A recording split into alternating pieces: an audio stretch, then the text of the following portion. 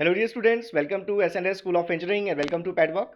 तो हमने control systems का कॉम्प्रिहेंसिव कोर्स शुरू किया और मुझे पूरी उम्मीद है कि आपने फर्स्ट लेक्चर देख लिया होगा। अगर आपने नहीं देखा तो चैनल पर आपको कंट्रोल सिस्टम गेट 2024 की प्लेलिस्ट मिल जाएगी, उसमें आप वो लेक्चर बिल्कुल देख लीजिएगा। तो अभी तक हमने जो चीज़ें डिस्कस कर ली हैं, इसमें हमने इंट्रोडक्शन देख लिया, सिलेबस ओवरव्यू देख लिया, फिर हमने देखा कि सिस्टम को हम ऑन पेपर रिप्रेजेंट कैसे करते हैं थ्रू ब्लॉक्स, फिर हमने लूप कॉन्फ़िगरेशंस की बात की और हमने क्लोज लूप और ओपन लूप कंट्रोल सिस्टम्स को देखा। क्लोज लूप कंट्रोल सिस्टम में आपने देखा कि जब हम सिस्टम को ऐसे फॉर्म में रिप्रेजेंट कर लें जहां पर फॉरवर्ड पाथ में सिर्फ एक एलिमेंट हो, फीडबैक पाथ में सिर्फ एक एलिमेंट हो, तो ये जो फॉर्म हमें मिलता है इसको हम नाम देते हैं कंट्रोल कैनोनिकल फॉर्म। और अगर हम और सिंप्लीफाई करें और हम ऐसे फॉर्म में चले जाएं रिप्रेजेंटेशन को लेकर जहां पर इनपुट और आउटपुट के बीच में सिर्फ एक ब्लॉक बचे, तो उस फॉर्म को हम नाम देते हैं मैथमेटिकल मॉडल फॉर्म, या उसी ब्लॉक के फंक्शन को आप नाम देते हैं ट्रांसफर फंक्शन, जिसका आज हम डिटेल में डिस्कशन करेंगे। तो आज इस सेशन में यहाँ पर हम देखने वाले हैं concept of transfer function, concepts of poles and zeros, singularity functions क्या होते हैं, और उसके बाद फिर हम कुछ क्वेश्चंस पर प्रैक्टिस करेंगे। टाइम बचा तो फिर हम इलेक्ट्रिकल नेटवर्क के जो मैथमेटिकल मॉडल्स हैं उनको डिस्कस करेंगे।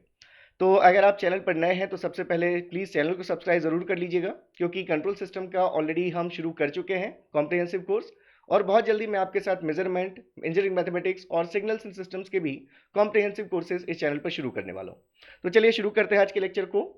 तो जैसे हमने बात की अभी तक, जो लास्ट लेक्चर में हमने देखा, एक बार मैं फिर से यहाँ पर बना देता हूँ कि अगर क्लोज लूप कंट्रोल सिस्टम में हम इस फॉर्म में आ जाएं जब हमारे पास फॉरवर्ड पाथ में सिर्फ एक एलिमेंट हो, let's say it is G of S, और फीडबैक पाथ में भी सिर्फ एक एलिमेंट हो, लेट्स से एच ऑफ एस, तो ये जो हमारा फॉर्म है इस फॉर्म को आप नाम देते हैं कंट्रोल कैनोनिकल फॉर्म।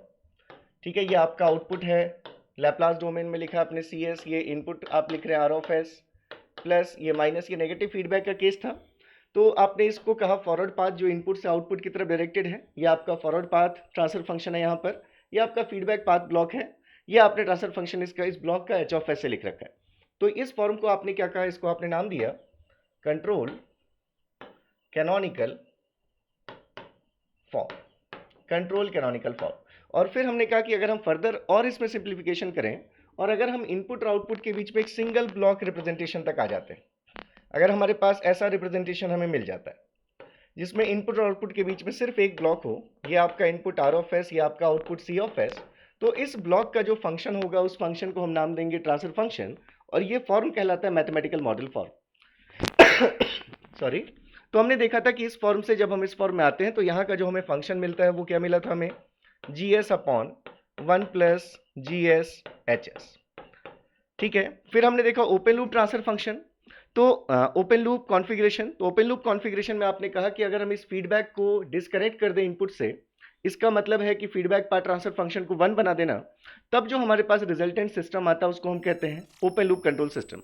तो ओपन लूप कंट्रोल सिस्टम में आपने देखा रिप्रेजेंटेशन या तो हम ऐसा शो कर सकते हैं कि हमारे पास ये जी एस है, यहाँ पर हमारे पास एच एस है, और आपने लिखा कि एच एस डेफिनेटली ये वैल्यू आप कितनी ले सकते हैं, 1 ले सकते हैं in case of open loop transfer function. तो यहाँ पर आपका आउटपुट है सी ऑफ एस और ये आपके पास इनपुट है आर ऑफ एस।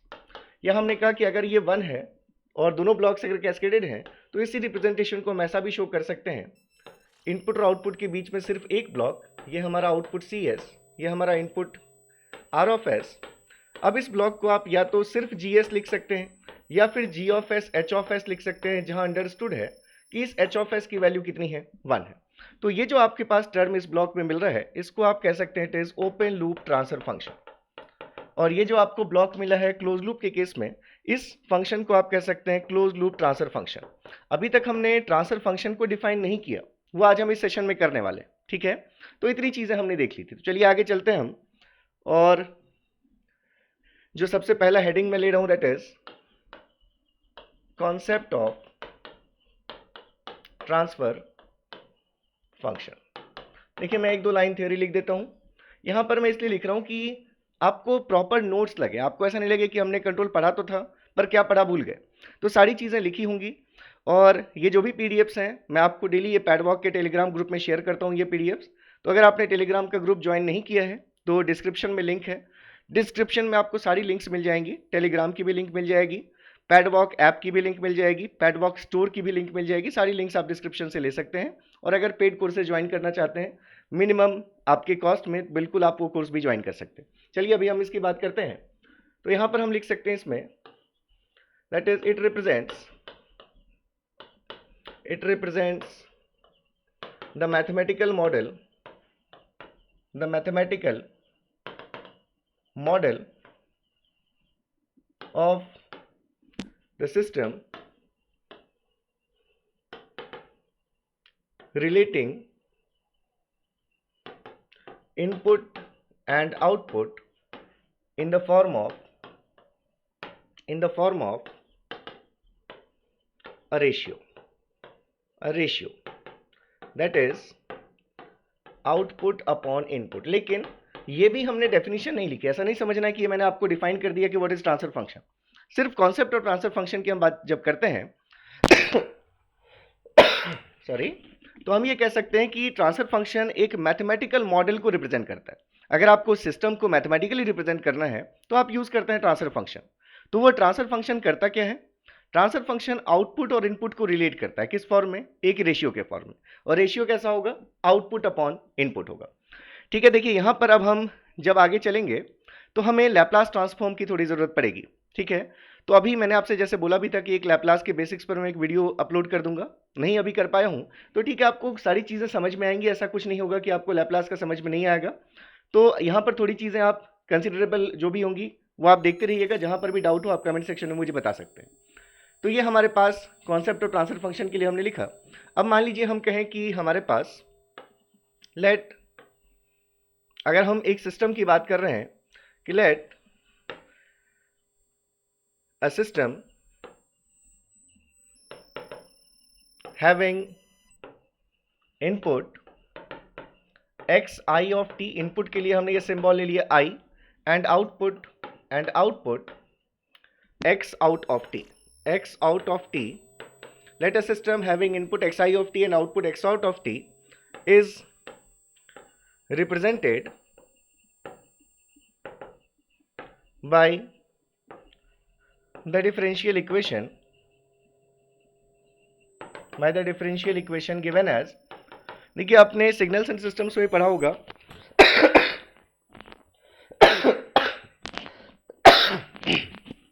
सॉरी, तो सिग्नल्स एंड सिस्टम्स में या बहुत जगहों पर आपने देखा होगा जब एलटीआई सिस्टम्स होते हैं तो उनको हम डिफरेंशियल इक्वेशंस के थ्रू रिप्रेजेंट करते हैं। कंट्रोल सिस्टम में मोस्टली जो सिस्टम्स आप पढ़ने वाले हैं वो लीनियर और कॉजल सिस्टम्स ही पढ़ने वाले हैं। तो यहाँ पर लीनियर डिफरेंशियल इक्वेशन का जो फॉर्म है, अगर आपका कोई सिस्टम है जिसमें इनपुट आपने कहा x of t, x I of t है, output x out of t है, तो लीनियर डिफरेंशियल इक्वेशन के जो फॉर्म है उस इक्वेशन से अगर हम इस इनपुट और आउटपुट को रिलेट करें तो मान लीजिए हमारे पास गिवन है कि सिस्टम में जो डिस्क्राइब कर सकते हैं हम इसको डिफरेंशियल इक्वेशन से, वो कुछ ऐसे है। Let's say it is a n d n x out of T upon D t n plus a N minus one d n minus one x out of T upon D t n minus one up to, अगर हम लिखें a one D x out of T upon D t n d T and plus a zero into x out of t. देखिए हमने क्या किया, ये A N minus one, A N minus two up to A one A naught, ये जो भी हैं ये सभी कोफिशिएंट्स हैं। ठीक है, और यहाँ पर डेरिवेटिव्स हैं। ये nth ऑर्डर डेरिवेटिव, एक ऑर्डर हमने कम किया, n minus one order derivative, करते करते हम डेरिवेटिव के ऑर्डर को कम करते गए और फाइनली हमारे पास जीरो ऑर्डर डेरिवेटिव तक है।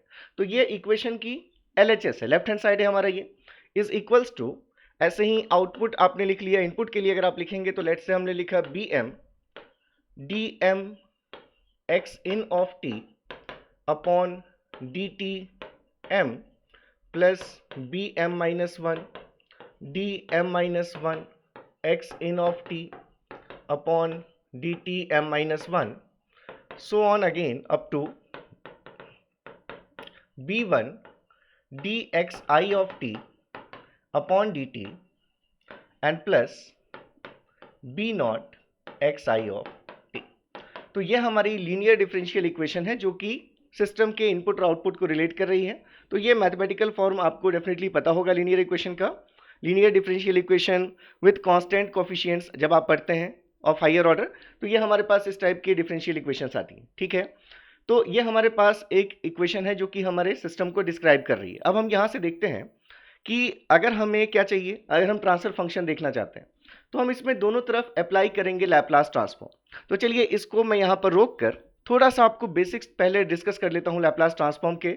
अलग से भी वीडियो प्रोवाइड करूंगा, लेकिन जितनी मिनिमम रिक्वायरमेंट है वो एक बार हम यहाँ पर डिस्कस कर लेते हैं, ठीक है। तो सब लोग ध्यान से देख लीजिए। अगर हम बात करें बेसिक्स ऑफ लैप्लास ट्रांसफॉर्म, तो अगर किसी फंक्शन x ऑफ t के लिए आप लैप्लास ट्रांसफॉर्म रिप्रेजेंट कर रहे हैं x ऑफ s से, तो बाय डेफिनेशन हमें x ऑफ t फंक्शन का लैप्लास x ऑफ s कैसे मिलेगा। तो जो एक्चुअल डेफिनेशन है उसके अकॉर्डिंग ये हमारे पास रिजल्ट है minus infinity to plus infinity integration जिस फंक्शन का निकालना है into E to the power minus S T D T. लेकिन ये जो आप लैप्लास ट्रांसफॉर्म का जो आपने रिजल्ट लिखा है इसको आप नाम देते हैं bilateral Laplace transform, bilateral Laplace transform.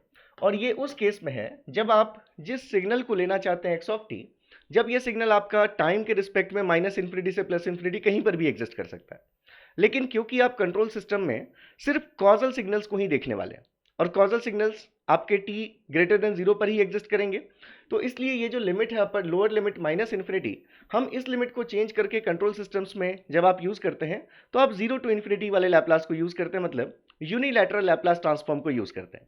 तो ये सिंपली आपको ऐसा समझना है कि अगर मान लीजिए एक्स ऑफ टी 0 से पहले हमारा 0 है, तो ये लोअर लिमिट को चेंज करके हमने क्या कर दिया माइनस इन्फिनिटी से 0 तक, क्योंकि सिग्नल हमारा 0 है तो इंटीग्रेशन भी 0 मिलेगा, इसलिए आपने इस लोअर लिमिट को चेंज करके 0 कर दिया। तो जब हम इसी एक्स ऑफ टी का यूनिलैटरल लैप्लास ट्रांसफॉर्म डिफाइन करते हैं तो हम लिखते हैं X of S is equals to integration 0 to infinity, instead of minus infinity to plus infinity we are not taking 0 to infinity. जिस फंक्शन का निकालना है बाकी चीजें सेम है, e to the power minus S T D T, इसको हम कहते हैं यूनिलैटरल लैप्लास ट्रांसफॉर्म। अब यहाँ पर 0 है, नॉर्मली आपको 0 ही मिलेगा, लेकिन मैं यहाँ पर 0 माइनस लगा देता हूँ, ठीक है, जिससे कि हम इम्पल्स फंक्शन के भी लैप्लास ट्रांसफॉर्म के लिए इस रिजल्ट को यूज कर सकें। खैर मैं उतने डेप्थ में आपको नहीं ले जाऊंगा, आप 0 से भी समझ सकते हैं, इट इज 0 टू इन्फिनिटी। तो ये आपका बेसिक रिजल्ट है, और इस रिजल्ट को यूज करके अगर हम कुछ लैप्लास ट्रांसफॉर्म्स फाइंड करें, ठीक है, जैसे अगर मान लीजिए हमारे पास है एक function X of T that is E to the power minus A T U T.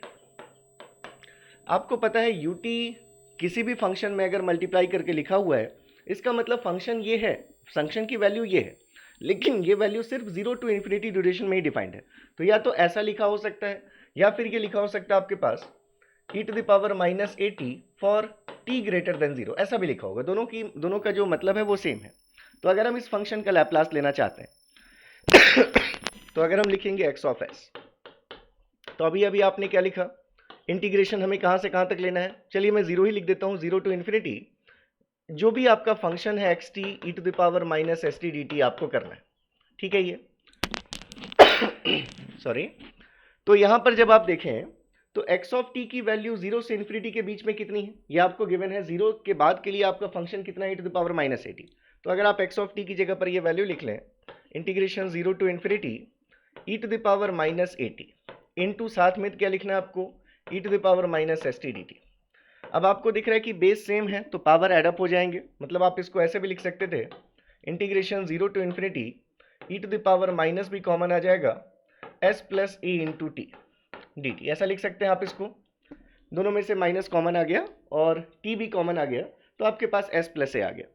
अब इस चीज को आप अगर t के रिस्पेक्ट में इंटीग्रेट करना चाहते हैं तो क्या होगा इंटीग्रेशन, तो यहां से आपके पास रिजल्ट आ गया e to the power minus of s plus A into t upon minus of s plus a. क्योंकि आपने सिर्फ t के रिस्पेक्ट में इंटीग्रेट किया तो ये फैक्टर यहां पर आपको डिवीजन में लेना पड़ेगा, और इसमें आपको लिमिट्स पुट करनी है फ्रॉम 0 टू इन्फिनिटी। अब देखिए, जब आप t tending to infinity put करेंगे, अगर हम ये मान लें कि s प्लस से हमारा कोई पॉजिटिव नंबर है, कोई भी प्लस क्वांटिटी पॉजिटिव क्वांटिटी अगर है, तो इन्फिनिटी आपने यहाँ पर e के पावर में पुट किया और साइन है यहाँ पर माइनस, तो किसी भी ये जो एक्सपोनेंशियल इसकी वैल्यू 2.71 समथिंग, तो ये 1 से बड़ी चीज़ है एक्सपोनेंशियल। इसका पावर जब माइनस इन्फिनिटी पुट होगा तो वैल्यू क्या मिलेगी आपको 0। जैसे 5 का पावर कोई पूछे माइनस इन्फिनिटी, इसका मतलब 1/5 into 1/5 into 1/5 infinity times value कितनी होगी 0। तो वैसे यहाँ पर भी जब आप t की जगह इन्फिनिटी पुट करेंगे तो ये वैल्यू क्या मिलेगी आपको, ये वैल्यू मिलेगी 0, माइनस जब आप लोअर लिमिट पुट करेंगे 0 तो किसी भी चीज़ का पावर 0 क्या मिलेगा आपको 1। तो यहाँ से आपके पास ये वैल्यू आ गई 0 minus 1 divided by minus of S plus a. तो ये माइनस और ये माइनस कैंसिल आउट होकर आपको क्या रिजल्ट मिला 1 अपॉन एस प्लस ए। तो ये हमारे पास रिजल्ट आ गया कि e to the power minus A T U t function का लैप्लास कितना होगा 1 अपॉन एस प्लस ए होगा। तो अब इसी पर बेस्ड मैं आपको ज़्यादा उलझाने की जगह इसी एक रिजल्ट को ही यूज़ करके कुछ इंपॉर्टेंट ट्रांसफॉर्म पेयर्स आपके लिए लिख देता हूँ जिसका हम यहाँ पर रिपीटेडली यूज़ करेंगे। ठीक है, तो यहाँ पर अगर हम देखें इंपॉर्टेंट लैप्लास ट्रांसफॉर्म पेयर्स,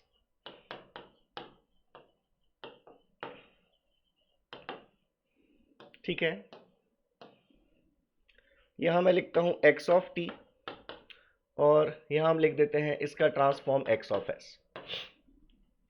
आपने देखा जैसे अभी x ऑफ t अगर था हमारे पास e to the power minus A T U T, तो इस फंक्शन का लैप्लास कितना आ गया हमारे पास 1 अपॉन एस प्लस ए। ठीक है, अब इसी रिजल्ट में अगर हम कुछ मैनिपुलेशंस करते जाएं, जैसे मान लीजिए अगर आपने a को रिप्लेस कर दिया माइनस ए से, a तो कांस्टेंट है, तो अगर यहाँ a को माइनस ए से रिप्लेस करेंगे तो इस तरफ भी जो कांस्टेंट है वो माइनस ए से रिप्लेस हो जाएगा। इसका मतलब अगर आपके पास e to the power plus A T U T होता तो इसका लैप्लास ट्रांसफॉर्म क्या आ जाता 1 अपॉन एस माइनस ए। मैं यहाँ पर लिखते भी चलता हूँ कि हमने क्या मॉडिफिकेशन किया जिससे कि आपको क्लियर रहे। अगर हम a को रिप्लेस कर रहे हैं किससे माइनस ए से तो ये फॉर्म आ गया। अगर हम इसी रिजल्ट में अगर हम a को रिप्लेस कर दें किससे 0 से, अगर हमने a की वैल्यू 0 ले ली तो ये पावर 0 1 हो गया। इसका मतलब हमारे पास क्या बचा, सिर्फ ut बचा। तो सिर्फ ut फंक्शन का लैप्लास ट्रांसफॉर्म क्या हो जाएगा 1 अपॉन, यहाँ पर भी a 0 पुट कर दीजिए तो वैल्यू क्या आ गई 1 अपॉन s आ गई। ठीक है, अगर हमारे पास ये a की जगह पर अगर हम j ओमेगा ले लेते तो इस तरह से बहुत सारे रिप्लेसमेंट आप कर सकते हैं। तो मैं कुछ इंपॉर्टेंट ट्रांसफॉर्म पेयर्स लिख देता हूँ। जैसे ut का आ गया 1 अपॉन s। अगर आप देखें t to the power n ut, ये आपके लिए एक इंपॉर्टेंट ट्रांसफॉर्म पेयर है। तो t to the power n ut का लैप्लास होता है factorial n upon s to the power n plus 1। जैसे अगर आपके पास आ जाए टी स्क्वायर ut का लैप्लास क्या होगा, या ut नहीं लिखकर ऐसा भी दे सकते हैं आपको T square for t greater than 0, तो भी समझ जाना है कि आपसे यही चीज़ पूछी जा रही है। ठीक है, तो आपके पास ये लैप्लास इस रिजल्ट से आप फाइंड कर सकते हैं।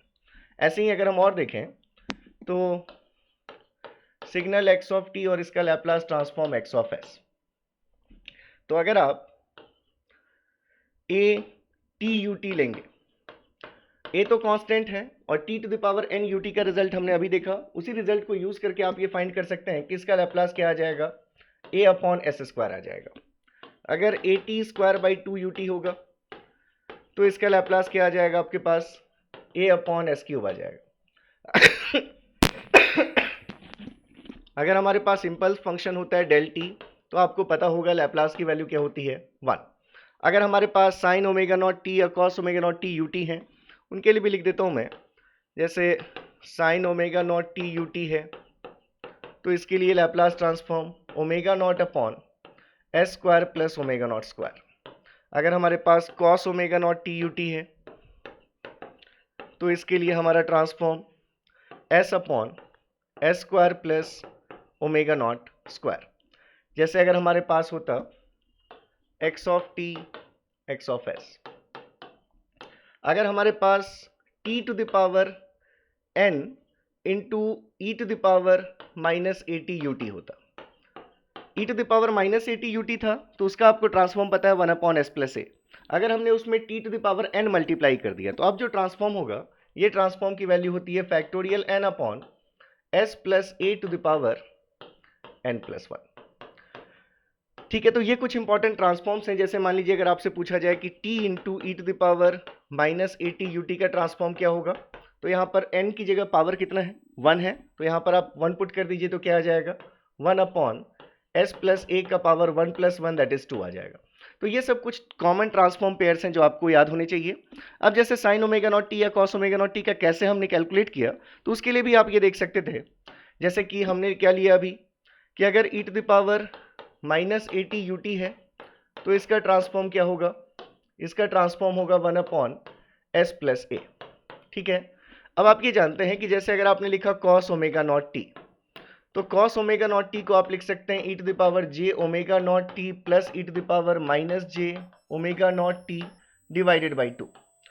और लैप्लास ट्रांसफॉर्म की प्रॉपर्टी से आप देखेंगे कि अगर कोई फंक्शन दो फंक्शन से मिलकर बना है तो आप इंडिविजुअली इन दोनों फंक्शंस का लैप्लास कैलकुलेट करके इस साइन के अकॉर्डिंग दोनों को ऐड कर सकते हैं, तो ओवरऑल इस फंक्शन का आपको लैप्लास मिल जाएगा। ठीक है, मतलब अगर हमारे पास cos omega naught T U T होता, अगर हमारे पास होता cos omega naught T U T, तो इसका मतलब हम इस फंक्शन को क्या लिख सकते हैं, 1/2 e to the power j omega naught T U T and plus 1/2 e to the power minus J omega naught T U t भी लिख सकते हैं। जब हम सिग्नल में यही चीज़ें करते हैं तो मैं आपको इस मेथड से नहीं बताता सिग्नल में, क्योंकि हम बहुत डिटेल डिस्कशन करते हैं वहाँ पर, तो मैं सारी चीज़ें आपको प्रॉपर्टीज़ के थ्रू और सभी चीज़ों के थ्रू बताता हूँ। लेकिन यहाँ क्योंकि हमारा पहला दूसरा लेक्चर है तो अभी आपको बस समझ में आ जाए चीज़ें, उसके अकॉर्डिंग मैं यहाँ पर आपसे बात कर रहा हूँ। तो ये हमारे पास cos omega naught T U t को हम इस तरह से ब्रेक कर सकते हैं। ठीक है, अब हमारे पास रिजल्ट है कि e to the power minus A T U T का ट्रांसफॉर्म 1/s प्लस ए। अगर हम यहीं पर ए की जगह पर जे ओमेगा नॉट ले लेते, ठीक है, अगर हम यहीं पर अगर हम क्या करें, इसी रिजल्ट में अगर हम ई टू द पावर माइनस ये जो ए है, ए की जगह पर अगर हम जे ओमेगा नॉट ले लें इंटू टी, ए की जगह पर हमने क्या किया, जे ओमेगा नॉट ले लिया अगर इंटू यू टी, तो इसका ट्रांसफॉर्म क्या हो जाएगा, जहां पर ए था वहां पर जे ओमेगा नॉट लिख दीजिए, तो 1/s plus J omega not हो जाएगा। क्या ये क्लियर है? हमने यहाँ पर ए को रिप्लेस कर दिया किससे, माइनस साइन देखिए एज इट इज है, minus sign as it is है, हमने सिर्फ ए को रिप्लेस कर दिया जे ओमेगा नॉट से, तो ये रिजल्ट आ गया। अब यहीं पर अगर आप ए को रिप्लेस करते माइनस जे ओमेगा नॉट से, तो ये चीज क्या बन जाती, अगर ए की जगह माइनस जे ओमेगा नॉट पुट करते तो ये फंक्शन बन जाता e to the power plus J omega naught T U T. तो इसका ट्रांसफॉर्म क्या हो जाता, ए को रिप्लेस करना है अब हमें माइनस जे ओमेगा नॉट से, तो ये रिजल्ट हो जाता 1/s minus J omega not. तो आपको ये दिख गया इस फॉर्म का transform 1/s minus J omega not, इस टर्म का transform 1/s plus J omega not. तो इसलिए ओवरऑल आप लिख सकते हैं Laplace transform of cos omega naught T U T. ये ओवरऑल ट्रांसफॉर्म की वैल्यू क्या आ जाएगी, इज इक्वल्स टू, ये 1/2 तो कांस्टेंट है, इस पार्ट का ट्रांसफॉर्म क्या कहा आपने, e to the power j omega naught T U T का ट्रांसफॉर्म 1/s माइनस जे ओमेगा नॉट प्लस, फिर से ये 1/2 तो कांस्टेंट है, तो ये हमने 1/2 लिख दिया, और e to the power minus J omega naught T U T का ट्रांसफॉर्म कितना है, 1/s plus J omega not, तो 1/s plus J omega not. जब आप इसको सिंप्लीफाई करेंगे 1/2 दोनों में से कॉमन आ जाएगा, डिनोमिनेटर में आपके पास आ गया s minus J omega not into S plus J omega naught, और जब आप इसको ऐड करेंगे तो ये टर्म यहाँ आ जाएगा s प्लस जे ओमेगा नॉट, और ये टर्म यहाँ आ जाएगा plus s minus J omega not. तो आप यहाँ से देख सकते हैं ये माइनस जे ओमेगा नॉट और ये plus J omega not cancelled, numerator में क्या बचा, s plus s that is 2s। तो ये हमारे पास फाइनल जो रिजल्ट आ रहा है वो कुछ ऐसा आ रहा है, Laplace transform of cos omega naught T U T is equals to 1/2 था आपके पास, न्यूमरेटर में आपने कहा कि वैल्यू आ रही है, न्यूमरेटर में आपके पास वैल्यू आ रही है 2s, क्योंकि ये दोनों कैंसिल आउट हो गए, प्लस जे ओमेगा नॉट और माइनस जे ओमेगा नॉट कैंसिल आउट हो गए। ठीक है, और ये a minus B into A plus B, इसको क्या लिख सकते हैं, A square minus B square, तो ए स्क्वायर की जगह एस का स्क्वायर और माइनस बी स्क्वायर की जगह पर जे ओमेगा नॉट का स्क्वायर। तो जे स्क्वायर की वैल्यू क्या होगी, -1, जे आपका कॉम्प्लेक्स नंबर है, तो जे स्क्वायर इज -1, तो इसलिए आप इसको लिख सकते हैं, ये 2 से 2 कैंसिल आउट हो जाएगा, तो फाइनली आपको क्या रिजल्ट मिल जाता, Laplace transform of cos omega naught T U T is equals to, ये 2 और ये 2 कैंसिल, तो s अपॉन एस स्क्वायर, और ये माइनस साइन और जे स्क्वायर इज -1, तो माइनस और माइनस प्लस, और यहाँ पर ओमेगा नॉट का स्क्वायर। तो ये रिजल्ट हमने लिखा था। ठीक है, तो थोड़ा सा मैंने बता दिया कि कैसे हम फाइंड कर सकते हैं। तो ये कुछ इंपॉर्टेंट ट्रांसफॉर्म पेयर्स हैं, क्या क्या ट्रांसफॉर्म पेयर्स देख लिए हमने, एक बार फिर से रिकॉल कर लेते हैं हम। तो e to the power minus A T U t 1/s plus a, अगर यहाँ माइनस की जगह प्लस साइन आ गया तो यहाँ माइनस आ जाएगा, सिर्फ यू टी है तो transform 1/s, T to the power N U T है तो factorial n/s plus S to the power n plus 1। अगर हमारे पास उसी से देखिए, जैसे यू टी स्टेप फंक्शन है, इस टी यू टी को आप रैम्प फंक्शन भी कहते हैं और ये आपको स्लोप बताता है। अगर आपने थोड़ी बहुत पढ़ी होंगी चीज़ें तो पता होगा आपको। तो ये रैम्प फंक्शन है स्लोप ए का। तो रैम्प फंक्शन का लैप्लास जितना भी स्लोप है, अगर स्लोप 1 होता यूनिट रैम्प फंक्शन होता तो 1/s² आ जाता। अगर स्लोप ए है तो a/s² आ रहा है। ऐसे ही आपका पैराबोलिक फंक्शन है तो इसका लैप्लास a/s³। अगर हम इम्पल्स फंक्शन देखते हैं डेल टी, तो डेल टी का Laplace 1। cos ω0t sin ω0t का लैप्लास आपने लिख लिया और फिर आपने t⁻n e⁻−at ut का लैप्लास आपने लिख लिया। ठीक है, तो ये इंपॉर्टेंट ट्रांसफॉर्म पेयर्स, इतने पेयर से भी अभी हमारा काम चल जाएगा। ठीक है, अब हम कुछ प्रॉपर्टीज को भी देख लेते हैं क्योंकि कुछ प्रॉपर्टीज को भी हमें यहाँ पर अप्लाई करना पड़ सकता है। तो अगर हम देखें इंपॉर्टेंट प्रॉपर्टीज, मैं सारी प्रॉपर्टीज डिस्कस नहीं करूंगा यहाँ पर, कुछ properties, important properties of Laplace transform. यहां भी मैं यूनिलैटरल लैप्लास कर देता हूं क्योंकि अगर हम बाइलैटरल लैप्लास ट्रांसफॉर्म की प्रॉपर्टीज देखते हैं तो हमें सिर्फ ट्रांसफॉर्म पर ही इफेक्ट नहीं देखना पड़ता, फिर हमें उसकी आरओसी पर भी इफेक्ट देखना पड़ता है, लेकिन कंट्रोल सिस्टम में आपको इसकी जरूरत नहीं पड़ती।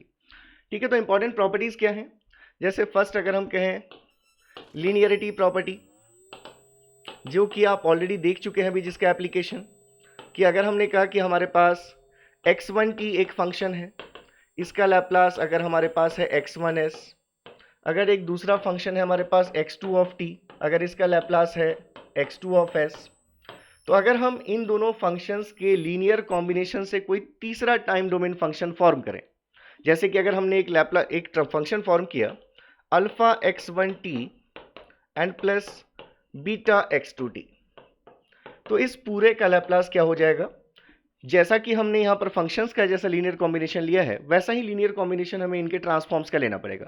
तो अल्फा टाइम्स x1t का Laplace that is alpha x1s and plus beta times x2t का Laplace that is beta x2s।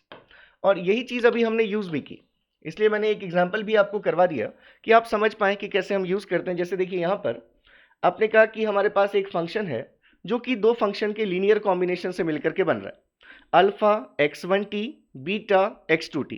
तो हमने क्या किया, इस पूरे के लैप्लास के लिए ये अल्फा एज इट इज रखा, इस फंक्शन का लैप्लास लिख दिया x1s, प्लस ये बीटा एज इट इज रखा और इस फंक्शन का लैप्लास लिख दिया x2s। तो ये आपकी लीनियरिटी प्रॉपर्टी। नेक्स्ट अगर हम देखें तो सेकेंड प्रॉपर्टी है हमारे पास time shifting property. Time shifting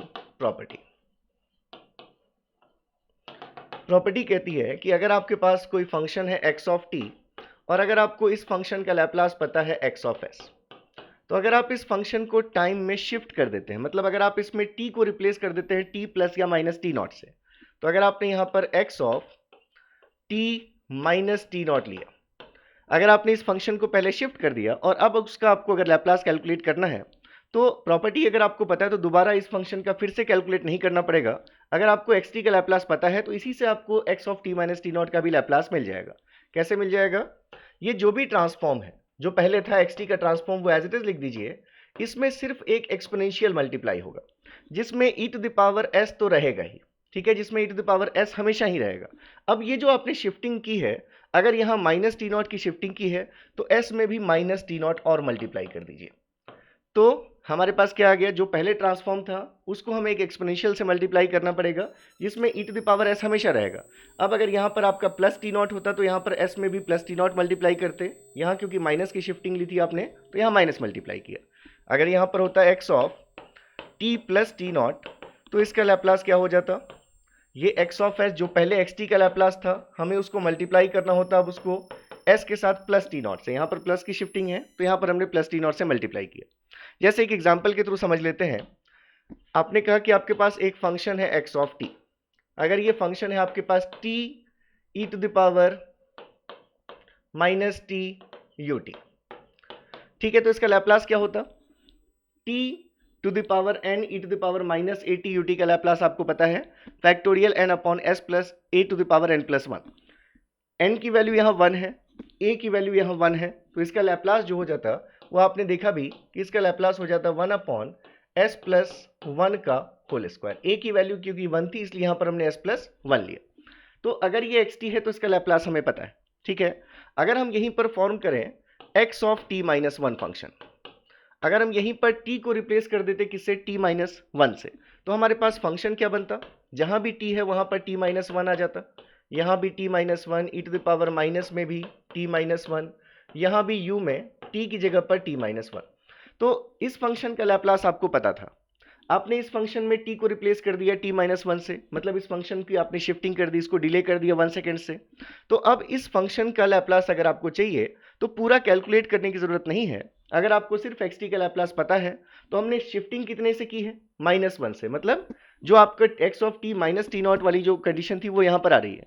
तो अगर आपको x ऑफ t का लैप्लास पता है तो यहाँ से इसका लैप्लास डायरेक्टली आप कैसे लिख सकते हैं, जो x ऑफ t का लैप्लास था वो सीधे लिख दीजिए 1/s+1 होल स्क्वायर, और इसको किससे मल्टीप्लाई करेंगे, e to the power s आपने कहा हमेशा रहेगा, और इसके साथ जो शिफ्टिंग फैक्टर है वो कितना है, -1, तो यहाँ पर इसमें -1 और मल्टीप्लाई कर दीजिए, मतलब इतने पूरे फैक्टर का लैप्लास सिर्फ क्या हो जाएगा, e to the power -s/s+1 का होल स्क्वायर। तो इस तरह से आप टाइम शिफ्टिंग प्रॉपर्टी को यूज करते हैं।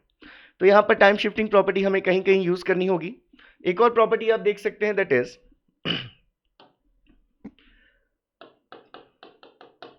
Frequency shifting property. Frequency shifting property,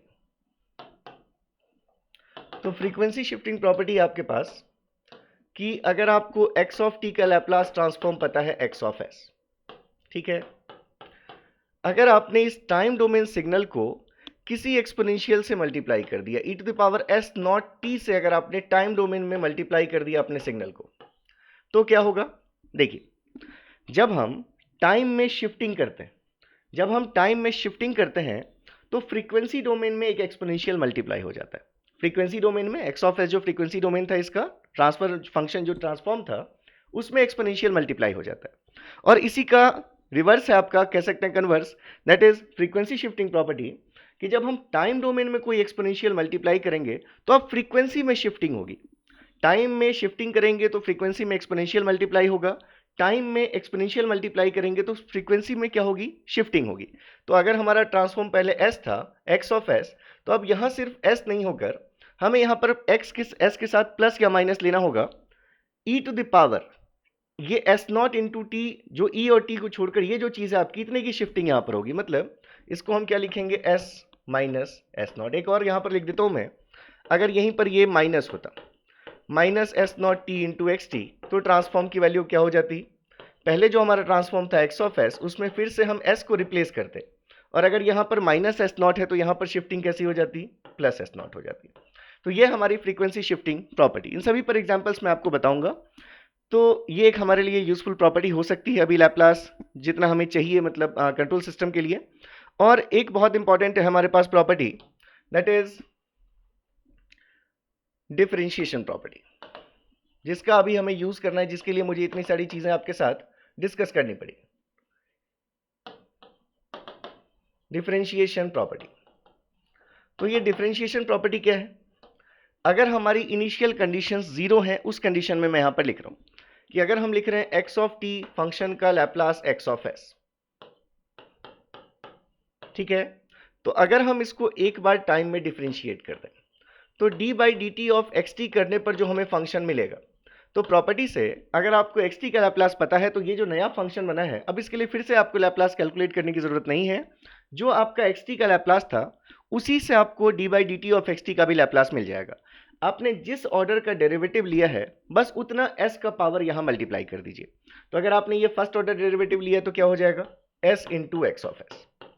अगर यहीं पर होता हमारे पास d2 x t upon D T square, तो इसके लिए लैप्लास की वैल्यू क्या हो जाती, S square into x of s. अब देखिए ये जो प्रॉपर्टी है इसमें इनिशियल कंडीशंस अगर होती हैं तो ये प्रॉपर्टी इतनी ही नहीं होती, फिर उसके बाद यहाँ पर minus of x of zero minus भी होता है, यहाँ पर माइनस ऑफ एस इंटू, ये सभी चीजें होती है, लेकिन यहाँ पर क्योंकि हम इनिशियल कंडीशन जीरो की बात कर रहे हैं तो मैंने दूसरे टर्म्स नहीं लिखे। जब मैं आपको सिग्नल्स पढ़ाऊंगा तो वहां पर डिफरेंशिएशन इंटीग्रेशन प्रॉपर्टी के दोनों केसेस करवाऊंगा, ठीक है। तो ये हमारे पास क्या है, under zero initial conditions, under zero initial conditions,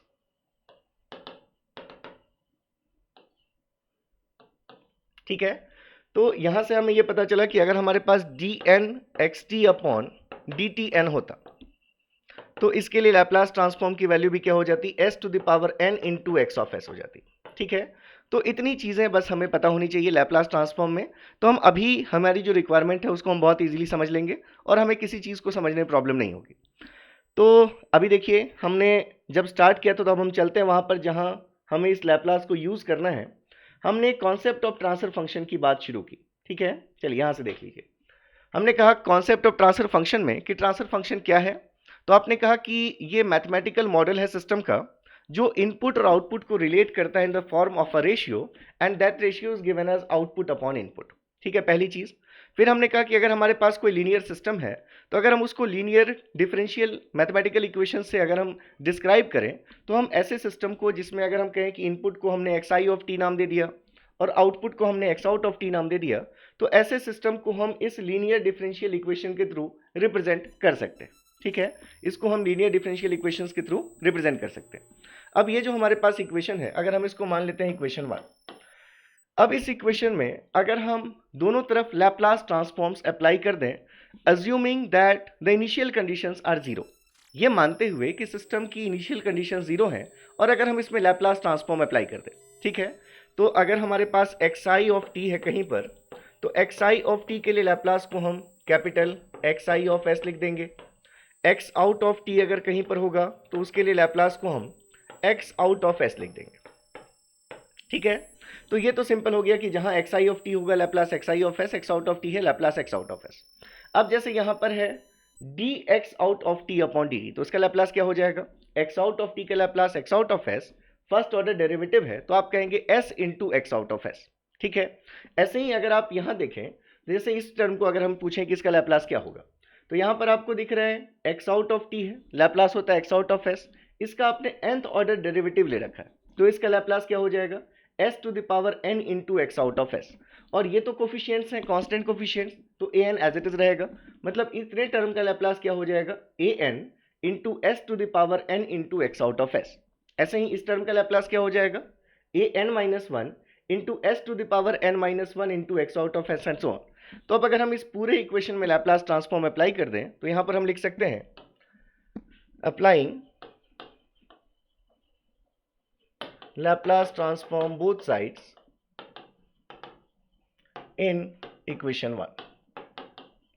तो हमारे पास ये जो पहला टर्म हमने कहा इसका लैप्लास क्या आ जाएगा, a n into S to the power n into x out of S. तो ये हमारे पास वैल्यू आ गई a N s to the power n, subscript में नीचे है हमारे पास a N s to the power n x out of s. Next जो टर्म है उसमें कोफिशिएंट है ए एन माइनस वन, और जो डेरिवेटिव है एक्स आउट ऑफ टी का वो N minus one order derivative है, तो एस का भी कितना पावर मल्टीप्लाई होगा, N minus one power into x out of S. ऐसे ही आपके पास जो टर्म्स हैं उसमें एस का पावर कम होता जाएगा, बाकी सभी चीज़ें सेम रहेंगी, coefficient A N minus one के बाद ए एन माइनस टू आता है, एन माइनस थ्री आता। तो इस तरह से करते हुए ये जो हमारे पास टर्म है जिसमें फर्स्ट ऑर्डर डेरिवेटिव है और कोफिशिएंट a1 है, तो इसका लैप्लास हम लिख सकते हैं a1 into S into x out of S, और जो लास्ट टर्म है उसमें आ जाएगा a नॉट, ये तो कांस्टेंट है, और एक्स आउट ऑफ टी का Laplace x out of S. तो ये हमारे पास वैल्यू आ गई plus a1 into x out of S into x out of S and plus a0 into x out of S. तो ये हमारे पास LHS का लैप्लास आ गया इज इक्वल्स टू। ऐसे ही RHS में क्या क्या चीजें देखिए, तो RHS में आपको दिख रहा है यहां से BM, ये तो कोफिशिएंट है कांस्टेंट, यहां अब हम एक्स आई ऑफ टी का लैप्लास लेंगे तो सभी टर्म्स में क्या आएगा, एक्स आई ऑफ एस आएगा, एक्स इन ऑफ टी का Laplace x in of S आएगा, जितने ऑर्डर का डेरिवेटिव है उतना इसका पावर मल्टीप्लाई कर देंगे। तो अब आपको इजीली समझ में आ जाएगा कि यहां पर लैप्लास हमें ऐसे मिल जाएंगे BM SM into X in of S plus B m minus 1 s m minus 1 into x in of s and so on up to b1 s into x in of s and plus b0 into x in of s। ठीक है, तो अब यहां पर आपको दिख रहा है कि LHS के सभी टर्म्स में x आउट ऑफ s है, RHS के सभी टर्म्स में x इन ऑफ s है। तो अगर आप दोनों तरफ कॉमन कर लें इन टर्म्स को तो आप ऐसे लिख सकते हैं x out of s into A N S N plus an minus one Sn minus one plus up to a1s plus a0 is equals to यहाँ से हमने क्या किया, सभी में से x out of s common कर लिया। इसमें से सभी में से अगर हम x in of s common कर लें तो क्या लिख सकते हैं हम, is equals to x in of s सभी टर्म्स में से कॉमन, और आपके पास यहाँ पर है bm sm bm minus one s to the power m minus one and then so on up to b1s plus b0। तो यहाँ से देखिए आपके पास ये इक्वेशन आ गई जिसमें एक तरफ आउटपुट के लैप्लास के कुछ कोफिशिएंट्स हैं और एक तरफ इनपुट के लैप्लास का कुछ s के पॉलिनोमियल के फॉर्म में कुछ कोफिशिएंट है। तो अब यहाँ से अगर आप ये रेशियो डिफाइन करें x out of s upon x in of s, ठीक है, तो यहाँ से अगर हम ये रेशियो डिफाइन करें, therefore x out of s upon x in of s, इसको हम ts नाम दे देते हैं, ठीक है। तो ये हमारे पास वैल्यू दिखेगी हमें, that is bm sm plus bm minus one sm minus one and plus up to b1s plus b0 divided by an sn plus an minus one sn minus one plus up to a1s plus a0। इसको equation मान लेते हैं, मान लीजिए 2। देखिए यहाँ से ऐसे ही आ जाएगा, जब x आउट अपॉन x इन का रेशियो लिया तो ये न्यूमरेटर में रहेगा ये फैक्टर और ये पूरा फैक्टर डिनोमिनेटर में आ जाएगा। बस इतनी ही चीज़ मैंने यहाँ पर की, तो न्यूमरेटर में फैक्टर आ गया, डिनोमिनेटर में फैक्टर आ गया। तो यही जो हमारा रेशियो है ये हमारा डिफाइन करता है किसको, ट्रांसफर फंक्शन को, अंडर द कंडीशन। यहाँ पर जब हमने लैप्लास ट्रांसफॉर्म लिया तो लैप्लास ट्रांसफॉर्म में हमने कोई इनिशियल कंडीशंस नहीं ली। जैसे मैंने आपको बताया कि ये जो हमारे पास एक्चुअल है, चलिए मैं एक्चुअली लिख देता हूँ। अगर ये हम एक्चुअल देखें तो हमारे पास d by D T of x t का लैप्लास क्या है, s into x of s minus of x of zero minus, ठीक है, s square into x of s minus s into x of zero minus x dash of zero minus, ठीक है। तो इस तरह से हमारे पास ये इनिशियल कंडीशंस होते हैं, ठीक है। यहाँ पर अगर आप देखते तो इसी फॉर्म में, लेकिन अगर हम इनिशियल कंडीशंस को जीरो मान लेते, अगर हम मान लीजिए कि हमने कहा कि जो इनिशियल कंडीशन है एक्स ऑफ जीरो, अगर हमारे पास वो जीरो है तो फिर ये जो चीज़ें हमारे पास ये चीज़ें क्या हो जाएंगी, ये हमारी चीज़ें हट जाएंगी, क्योंकि x of zero he zero है तो उसका डेरिवेटिव भी जीरो होगा। तो ये हमारे पास ये कंडीशंस, अगर इनिशियल कंडीशंस नहीं होती तो हम सिर्फ लैप्लास इतना लेते हैं। तो अभी जो हमने ट्रांसफर फंक्शन फाइंड करने के लिए, जो हमने रेशियो फाइंड करने के लिए किया है, ये सभी चीज़ें, तो इन सभी चीज़ों में हमने क्या किया, इनिशियल कंडीशन को जीरो मानकर लैप्लास लिया। इसलिए हमने dn upon dtn of x of T का लैप्लास हमने सिर्फ s to the power n into x out of s लिया। तो ये एक हमारे पास टर्म आ गया। अब जैसे मान लीजिए कि कहीं आपके पास ऐसा लिखा हो a cube plus 3a square b plus 3ab square and plus b cube, तो ये जो चीज़ है s के पॉलिनोमियल के फॉर्म में जो चीज़ लिखी हुई है, अगर आप देखें तो एक्चुअली s प्लस वन के होल क्यूब का ये एक्सपेंशन है। मतलब इस चीज़ को हम और क्या लिख सकते हैं, s प्लस वन का होल क्यूब भी लिख सकते हैं, या इसी को हम s plus one into S plus one into S plus one भी लिख सकते हैं। ये समझ रहे हैं, अगर हमारे पास ये कोई पॉलिनोमियल है तो हम इसको फैक्टोर्ड फॉर्म में ऐसे भी लिख सकते हैं। तो यहाँ जो हमारे पास ये टर्म्स आ रहे हैं ये ऐसे ही टर्म्स हैं, s का एक पावर है उससे एक कम हो गया और कम हो गया up to s to the power zero तक है। जैसे यहाँ पर है s का एक पावर, कुछ कोफिशिएंट पावर एक कम कर दिया, कुछ दूसरा कोफिशिएंट पावर एक और कम कर दिया, फिर यहाँ s to the power zero तक है। तो ये जो पॉलिनोमियल है इसको हम फैक्टोर्ड फॉर्म में भी लिख सकते हैं। तो अगर हम इसको फैक्टोर्ड फॉर्म में लिख दें, तो अगर हम यहाँ पर ऐसा लिखें यहाँ पर कि इन फैक्टोर्ड फॉर्म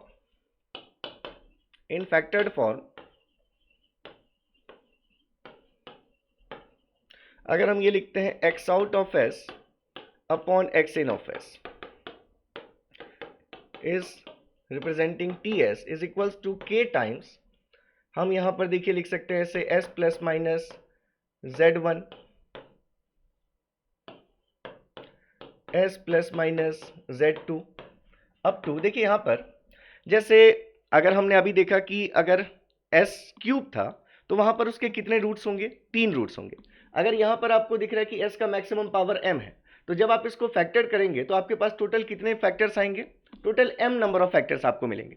तो यहाँ पर अगर हमने मान लिया कि इस फॉर्म में हमारे पास प्लस माइनस zm, ये हमने न्यूमरेटर को इस फैक्टर फॉर्म में हम ऐसा लिख सकते हैं, डिवाइडेड बाई डिनोमिनेटर को भी हम लिख सकते हैं ऐसे ही s plus minus p1 S plus minus P two up to S plus minus P. अब यहाँ पर कितने रूट्स हैं इस इक्वेशन के? आपको दिख रहा है इसमें पावर n है, मतलब इसके इस इक्वेशन के n रूट्स होंगे तो n फैक्टर्स आपको मिलेंगे, तो यहाँ हमने लिख दिया pn। इसको हम मान लेते हैं इक्वेशन 3। तो आप देखिए हमारे पास हमने ये रेशियो फाइंड किया, Laplace of output upon Laplace of input under the condition that the system is initially relaxed. तो आपको ये जो कंडीशन मिली है, जो आपको वैल्यू मिली है, यही चीज बताती है ट्रांसफर फंक्शन को। तो अब हम इन दोनों इक्वेशंस को यूज करके ट्रांसफर फंक्शन को डिफाइन कर रहे हैं। तो सबसे पहले हम लिख सकते हैं from equation 2, from equation 2। Equation 2 से हम डिफाइन करते हैं ट्रांसफर फंक्शन को। Transfer function is defined as ratio of Laplace transform of output to the Laplace transform of input under the assumption that the system is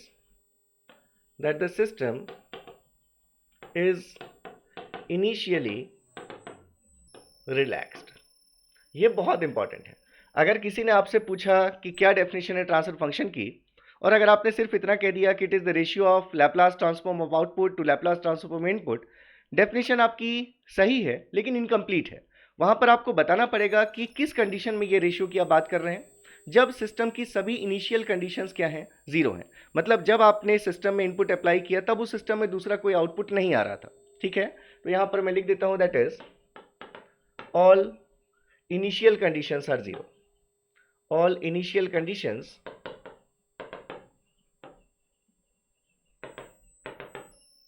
are zero. तो इस equation 2 से हमने define किया कि हमारा ये क्या देता है, हमें ये हमें Laplace transform of output Laplace transform of input का रेशियो देता है, लेकिन उस कंडीशन में जब हमारा सिस्टम क्या हो, पूरी तरह से रिलैक्स्ड हो, कोई इनिशियल कंडीशंस एग्जिस्ट नहीं कर रही हो।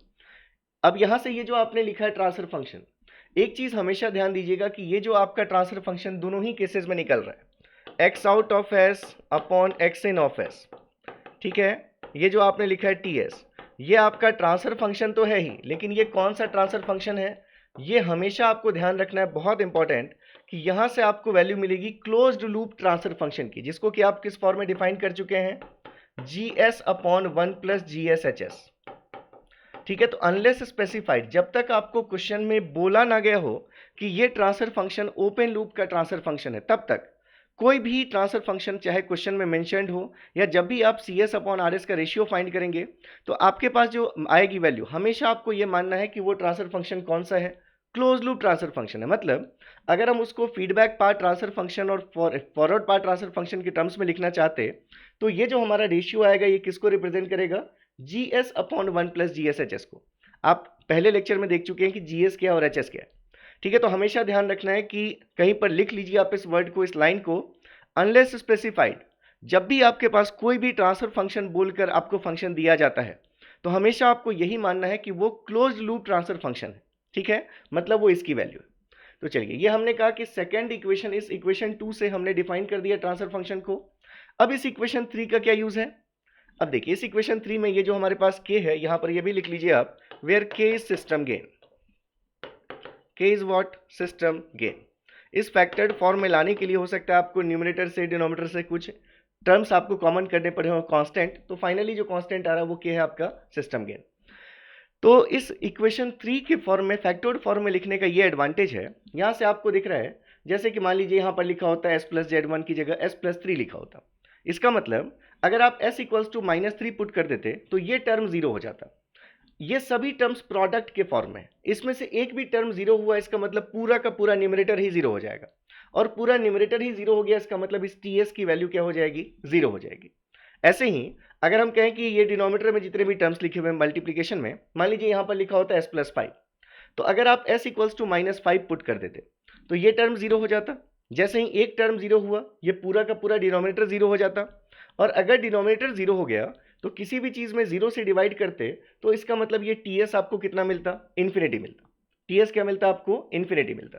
तो अब हम ये जो इक्वेशन 3 है, ये इक्वेशन हमने इस फॉर्म में इसलिए लिखी है ट्रांसफर फंक्शन की वैल्यू कि यहां से हम डिफाइन कर सकें पोल्स एंड जीरोस को।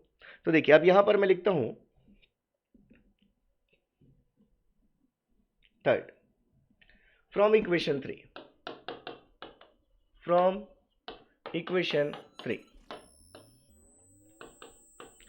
poles and zeros of a transfer function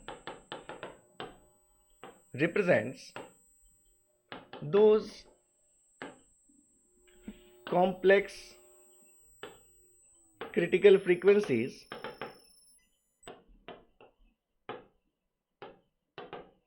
which makes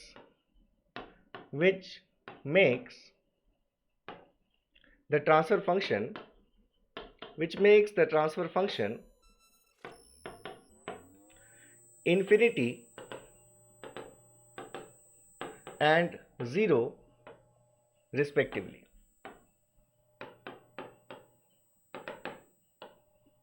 देखिए ये आपने लिखा है टीएस जो ट्रांसफर फंक्शन है आपका, कुछ न्यूमरेटर का पॉलिनोमियल है, न्यूमरेटर में एस का पॉलिनोमियल, और कुछ आपके डिनोमिनेटर में भी एस का पॉलिनोमियल है। ठीक है, इसको अगर हम मान लें कि ये जो हमने लिखा है, अगर ये जो न्यूमरेटर में एस का पॉलिनोमियल है, ये डिनोमिनेटर में एस का पॉलिनोमियल है, इसको अगर एन एस मान लें, इसको डी एस मान लें, तो अगर हम इसको ऐसा चाहें तो लिख सकते हैं कि ट्रांसफर फंक्शन क्या है हमारा, एक न्यूमरेटर में एस का पॉलिनोमियल है, डिनोमिनेटर में एस का पॉलिनोमियल है। तो अब हम यहां पर ये लिख सकते हैं कि जब व्हेन एन ऑफ एस को हम अगर जीरो पुट कर देते हैं, एन ऑफ एस मतलब ये जो न्यूमरेटर है आपका, जहां जहां एस की जिन जिन वैल्यूज पर ये न्यूमरेटर जीरो हो जाएगा, तो अगर न्यूमरेटर ही जीरो हो गया इसका मतलब ओवरऑल इस टीएस की भी वैल्यू क्या होगी, जीरो होगी। तो उस केस में आपको क्या मिलेगा, उस केस में आपको मिलेगा T S is equals to zero. उस केस में आपको टीएस की वैल्यू क्या मिलेगी, जीरो मिलेगी। तो ये N S equals to zero put करने पर आपको एस की जितनी वैल्यूज मिलती है, जैसे एन एस में मान लीजिए लिखा होता है S plus one, S plus to, S plus three, तो जब आप एन एस को जीरो पुट कर दे तो एस इक्वल्स टू आपको एक वैल्यू मिलती है माइनस वन, एक वैल्यू मिलती है माइनस टू, एक वैल्यू मिलती है माइनस थ्री। तो जितने भी इस इक्वेशन के रूट्स होंगे n S equals to zero के रूट्स, ये सभी रूट्स कहलाएंगे zeros of that transfer function. तो इस इक्वेशन के जो रूट्स होंगे, all roots of this equation are said to be zeros of transfer function, zeros of TS। ठीक है, तो ट्रांसफर फंक्शन s की जिन जिन वैल्यूज पर जीरो हो जाए, और जीरो ट्रांसफर फंक्शन कब होगा, जब न्यूमरेटर जीरो हो जाए। तो जहां जहां पर s की जिन जिन वैल्यूज के लिए न्यूमरेटर जीरो हो जाता है, उन सभी s की वैल्यूज को हम क्या कहते हैं, ट्रांसफर फंक्शन के क्या है, ये जीरोस हैं।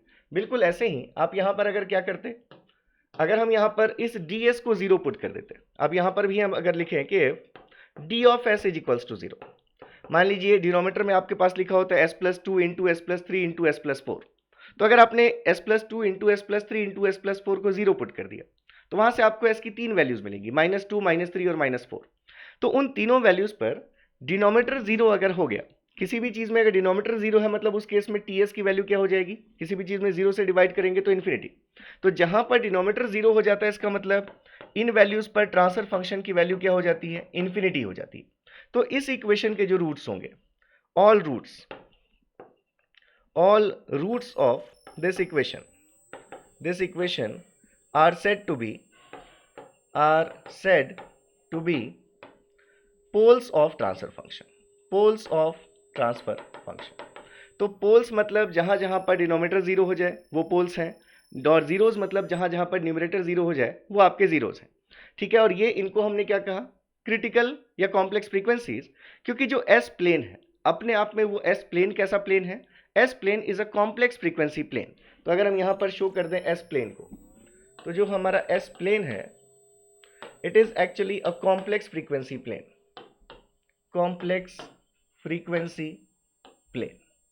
ठीक है, हमारा एक कॉम्प्लेक्स फ्रीक्वेंसी प्लेन है जिसमें एक रियल एक्सिस और एक इमेजिनरी एक्सिस होती है। ठीक है, ये आपकी रियल एक्सिस है, सिग्मा से इसको रिप्रेजेंट करते हैं, इमेजिनरी एक्सिस को जे ओमेगा। तो s इक्वल्स टू क्या हमारे पास, सिग्मा प्लस जे ओमेगा। मतलब अगर आप इस प्लेन में कोई भी एक पॉइंट ले लेते हैं, ठीक है, जैसे मान लीजिए कि हमने यहाँ पर कोई एक पॉइंट ले लिया, तो यहाँ पर s की कुछ वैल्यू होगी इस पॉइंट पर, तो इस पॉइंट पर s की वैल्यू को कैसे डिफाइन करेंगे, हम देखेंगे कि यहाँ पर रियल वैल्यू कितनी है और यहाँ पर इमेजरी वैल्यू कितनी है। मान लीजिए हमने कहा कि रियल एक्सिस पर वैल्यू है -3, इमेजरी एक्सिस पर वैल्यू है J4, तो यहाँ पर हम कहेंगे इस पॉइंट की लोकेशन क्या है, it is S equals to -3 plus J4।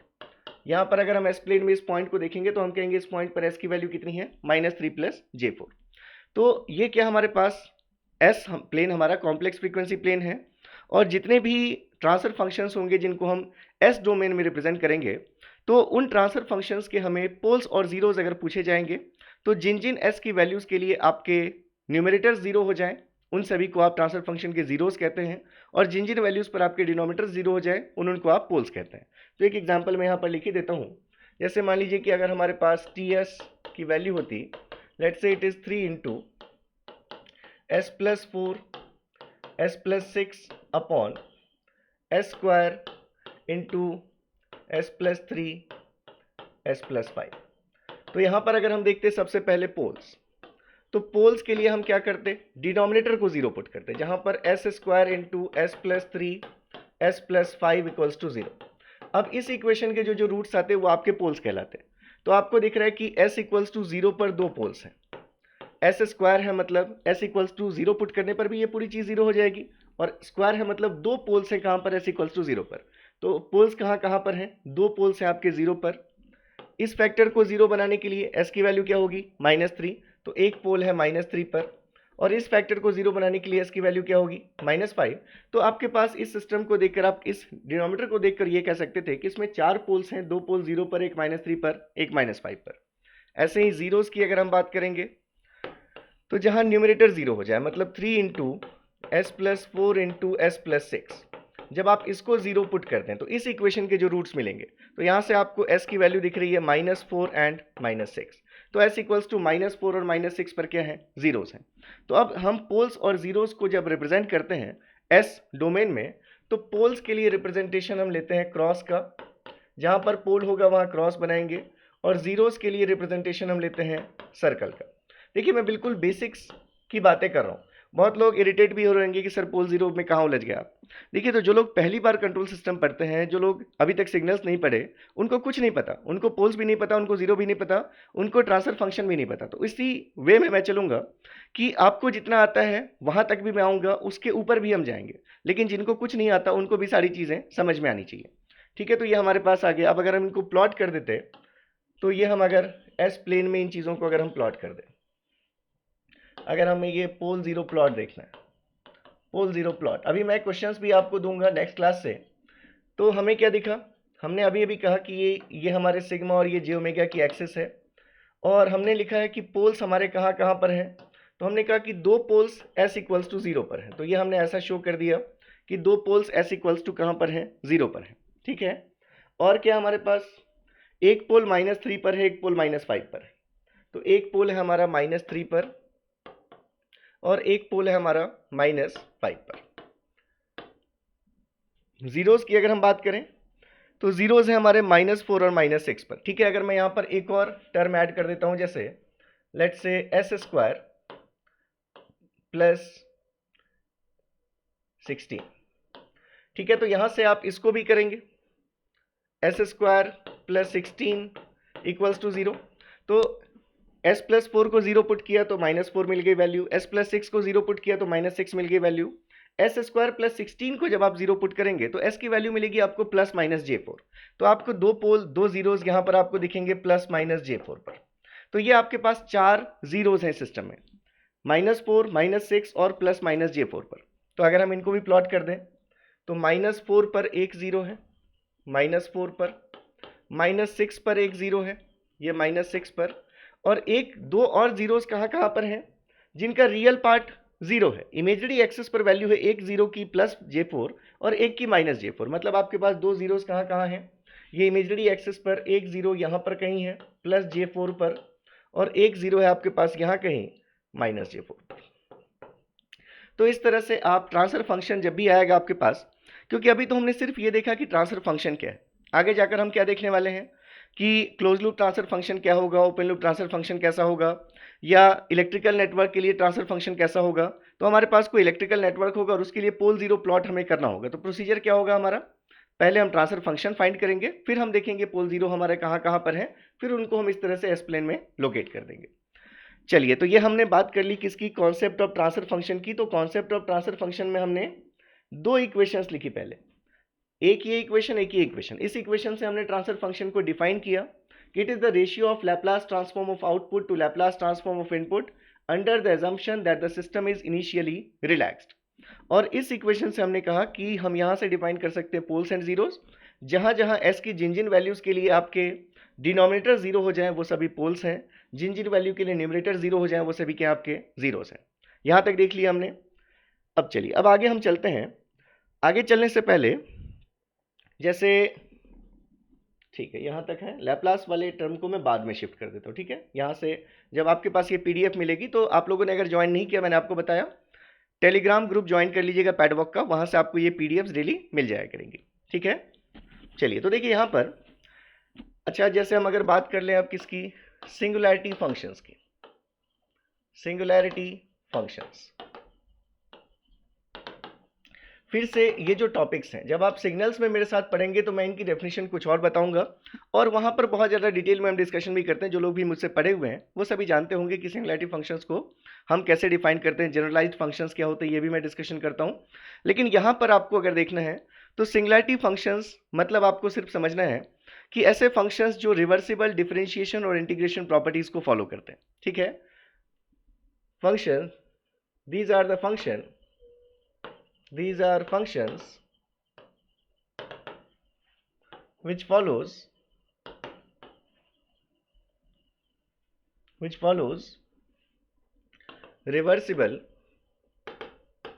differentiation and integration properties।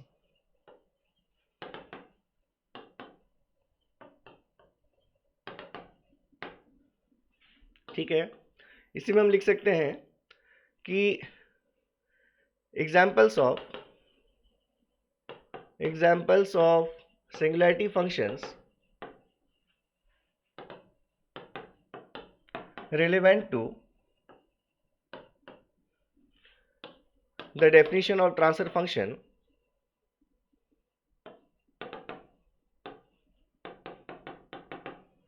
are standard time domain signals. Standard time domain signals, जो स्टैंडर्ड सिग्नल्स आप पढ़ते हैं, that is step function, ramp function, parabolic function, impulse function, तो यही सब यहाँ पर आपको सिंगुलैरिटी फंक्शंस के फॉर्म में लेने हैं, ठीक है। तो यहाँ पर एक बार मैं लिख देता हूँ जो हमारे पास स्टैंडर्ड फंक्शंस हैं, स्टैंडर्ड फंक्शंस और उनके लैप्लास ट्रांसफॉर्म्स, ठीक है। तो जैसे अगर हम लेते हैं स्टेप फंक्शन, तो स्टेप फंक्शन के लिए, क्योंकि हम इनपुट के टर्म्स में लिख रहे हैं, तो मान लीजिए हमारा जो इनपुट है, हमेशा कंट्रोल सिस्टम में इनपुट को आप आर ऑफ टी से रिप्रेजेंट करते हैं, ठीक है। तो अगर स्टेप फंक्शन होगा तो कैसा होगा, ये आपका ए मैग्नीट्यूड का अगर स्टेप फंक्शन है तो लिखा होगा ए यू टी। अगर रैंप फंक्शन है तो क्या लिखा होगा आपका, R of T is equals to A T U T. अगर पैराबोलिक फंक्शन है आपके पास, अगर आपका पैराबोलिक फंक्शन है तो आर ऑफ टी लिखा होगा आपके पास स्टैंडर्ड पैराबोलिक फंक्शन के लिए a into t square by two you t. और अगर आपके पास इम्पल्स फंक्शन है, अगर डेल ऑफ टी, तो ये वैल्यू लिखी होगी R of T is equals to A del of T, ठीक है।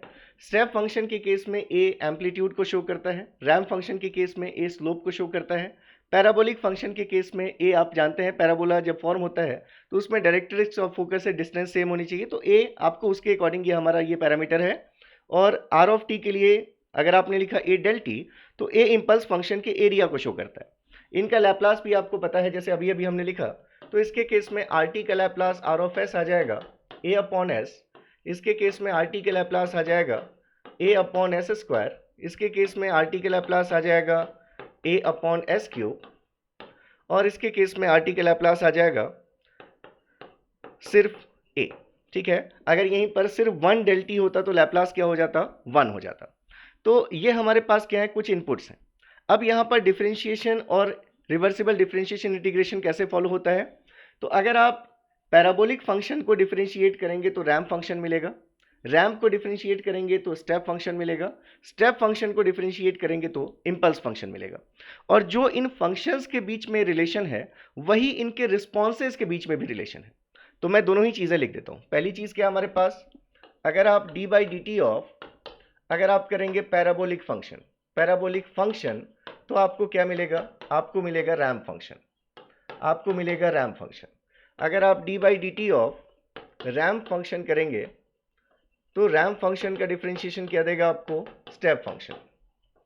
स्टेप फंक्शन को डिफरेंशिएट करेंगे D by D T of, अगर आप स्टेप फंक्शन करेंगे तो स्टेप फंक्शन का डिफरेंशिएशन आपको क्या देगा, इम्पल्स फंक्शन, इम्पल्स फंक्शन।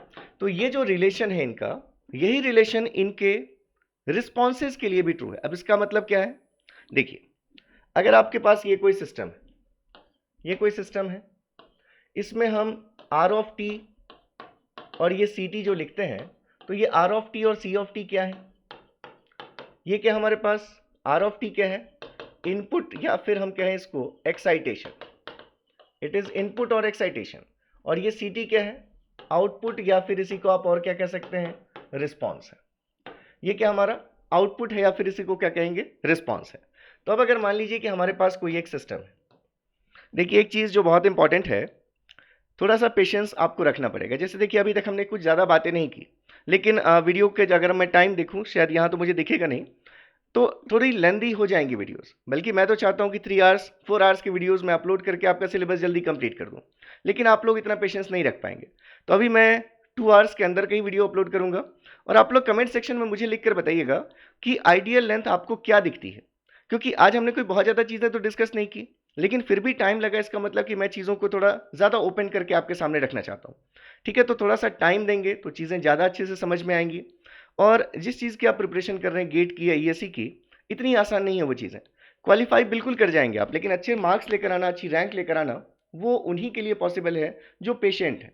ठीक है, तो आपको पेशेंस रखना पड़ेगा।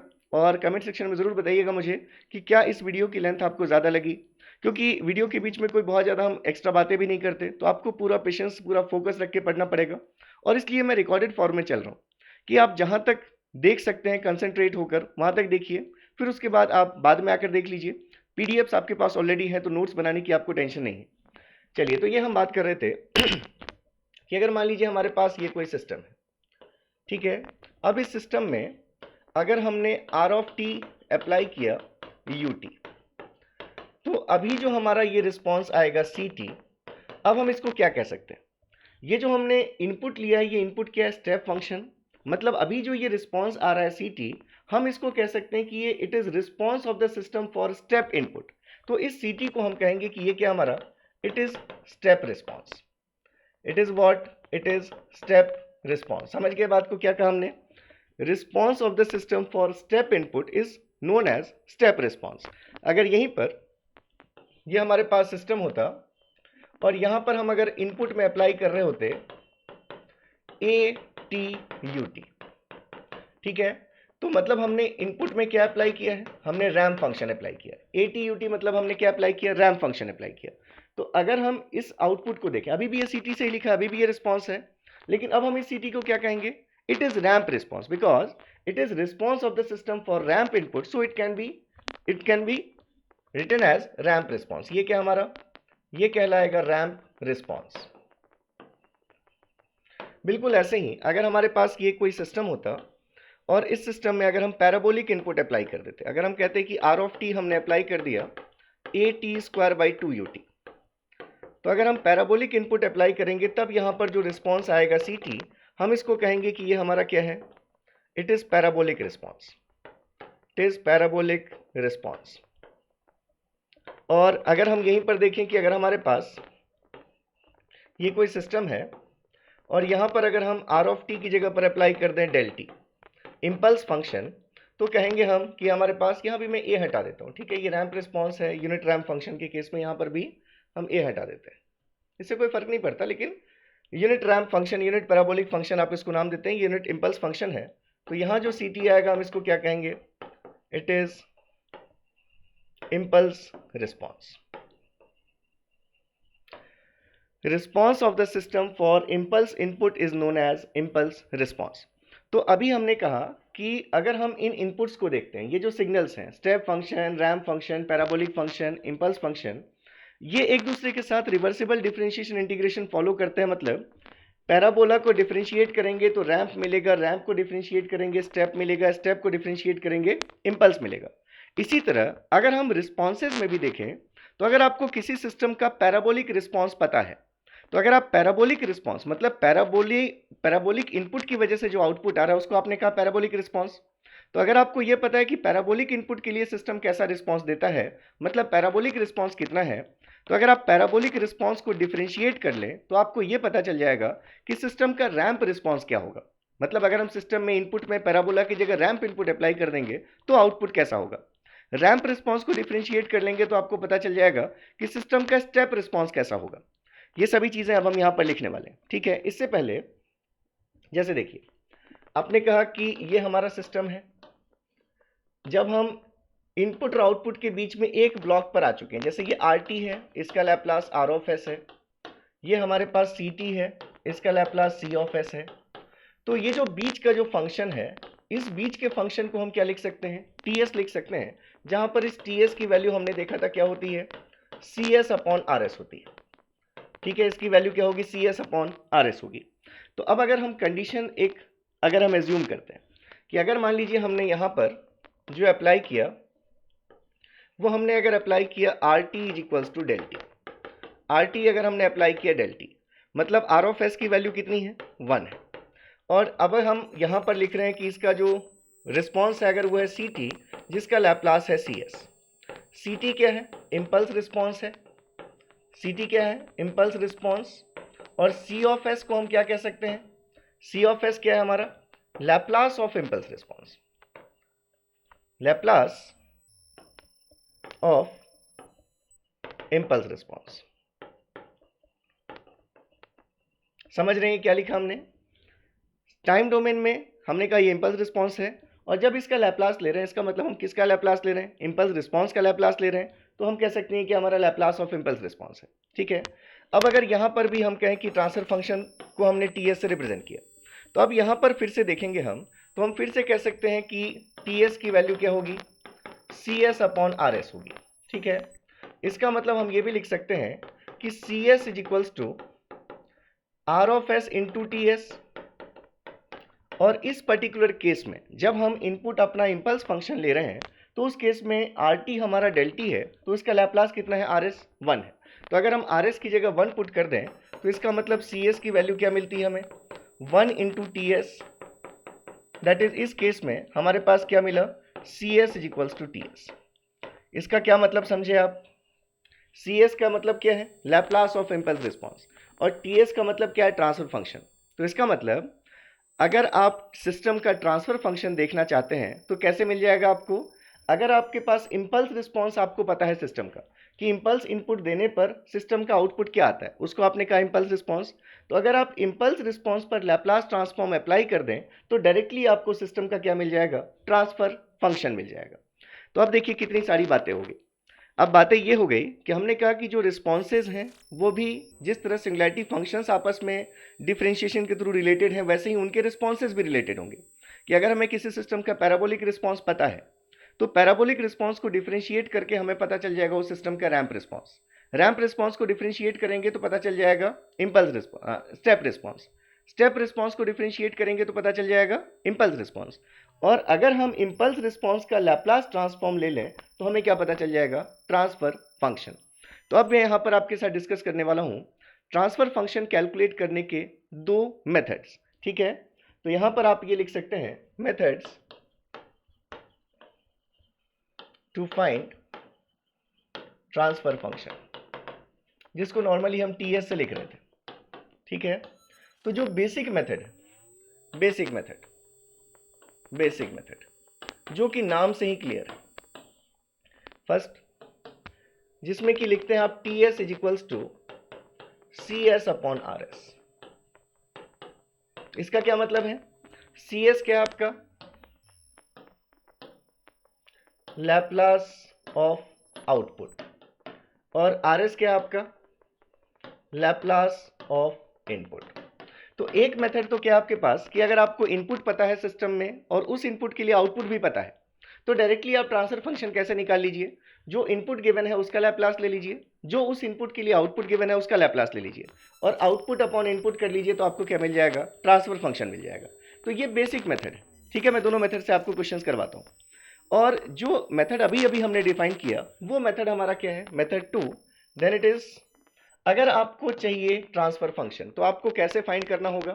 सेकेंड मेथड इज, अगर हम देखें तो अगर हम D by D T of parabolic response करते हैं तो हमें मिलता है रैंप रिस्पॉन्स। अगर हम D by D T off ramp response करते हैं तो हमें मिलता है स्टेप रिस्पॉन्स। अगर हम D by D T of step response करते हैं, अगर हम D by D T of step response करते हैं तो हमें मिलता है इम्पल्स रिस्पॉन्स। Impulse response. और अगर आपको इम्पल्स रिस्पॉन्स मिल गया तो अगर आप इम्पल्स रिस्पॉन्स का लैप्लास ट्रांसफॉर्म ले लें, Laplace transform of impulse response, तो ये इम्पल्स रिस्पॉन्स का लैप्लास ट्रांसफॉर्म क्या दे देगा आपको, ये आपको ट्रांसफर फंक्शन दे देगा। लेकिन ये भी याद रखना है कि ये ट्रांसफर फंक्शन कौन सा ट्रांसफर फंक्शन होगा, क्लोज्ड लूप ट्रांसफर फंक्शन होगा। मतलब जिसकी वैल्यू को हम किससे इक्वेट कर सकते हैं, जिसको हम इक्वेट कर सकते हैं GS upon 1 plus GS HS से। तो देखिए, अगर आपको ट्रांसफर फंक्शन पूछा गया है तो अगर आपको स्टेप रिस्पॉन्स दे दिया गया, जैसे बोला गया आपसे कि response of the system for step input is this, मतलब आपको क्या दे दिया गया, स्टेप इनपुट के लिए रिस्पॉन्स दे दिया गया, मतलब आपको स्टेप रिस्पॉन्स दे दिया गया। तो आपको क्या करना है, अगर स्टेप रिस्पॉन्स गिवन है तो उसको एक बार डिफरेंशिएट कीजिए, इंपल्स रिस्पॉन्स मिल जाएगा। जैसे ही इंपल्स रिस्पॉन्स मिल गया उसका लैप्लास ले लीजिए, आपको क्या मिल जाएगा, ट्रांसफर फंक्शन मिल जाएगा। अगर स्टेप रिस्पॉन्स नहीं देकर रैंप रिस्पॉन्स गिवन है तो पहले एक बार डिफरेंशिएट करेंगे तो स्टेप रिस्पॉन्स मिलेगा, एक बार और डिफरेंशिएट करेंगे तो इंपल्स रिस्पॉन्स मिलेगा, और फिर इंपल्स रिस्पॉन्स का लैप्लास ले लेंगे तो क्या मिल जाएगा, ट्रांसफर फंक्शन मिल जाएगा। तो इस तरह से आप ये मेथड्स यूज कर सकते हैं। जैसे मैं एक एग्जांपल अगर आपको दूं, जैसे अगर आपको गिवन होता है एक क्वेश्चन कि इंपल्स रिस्पॉन्स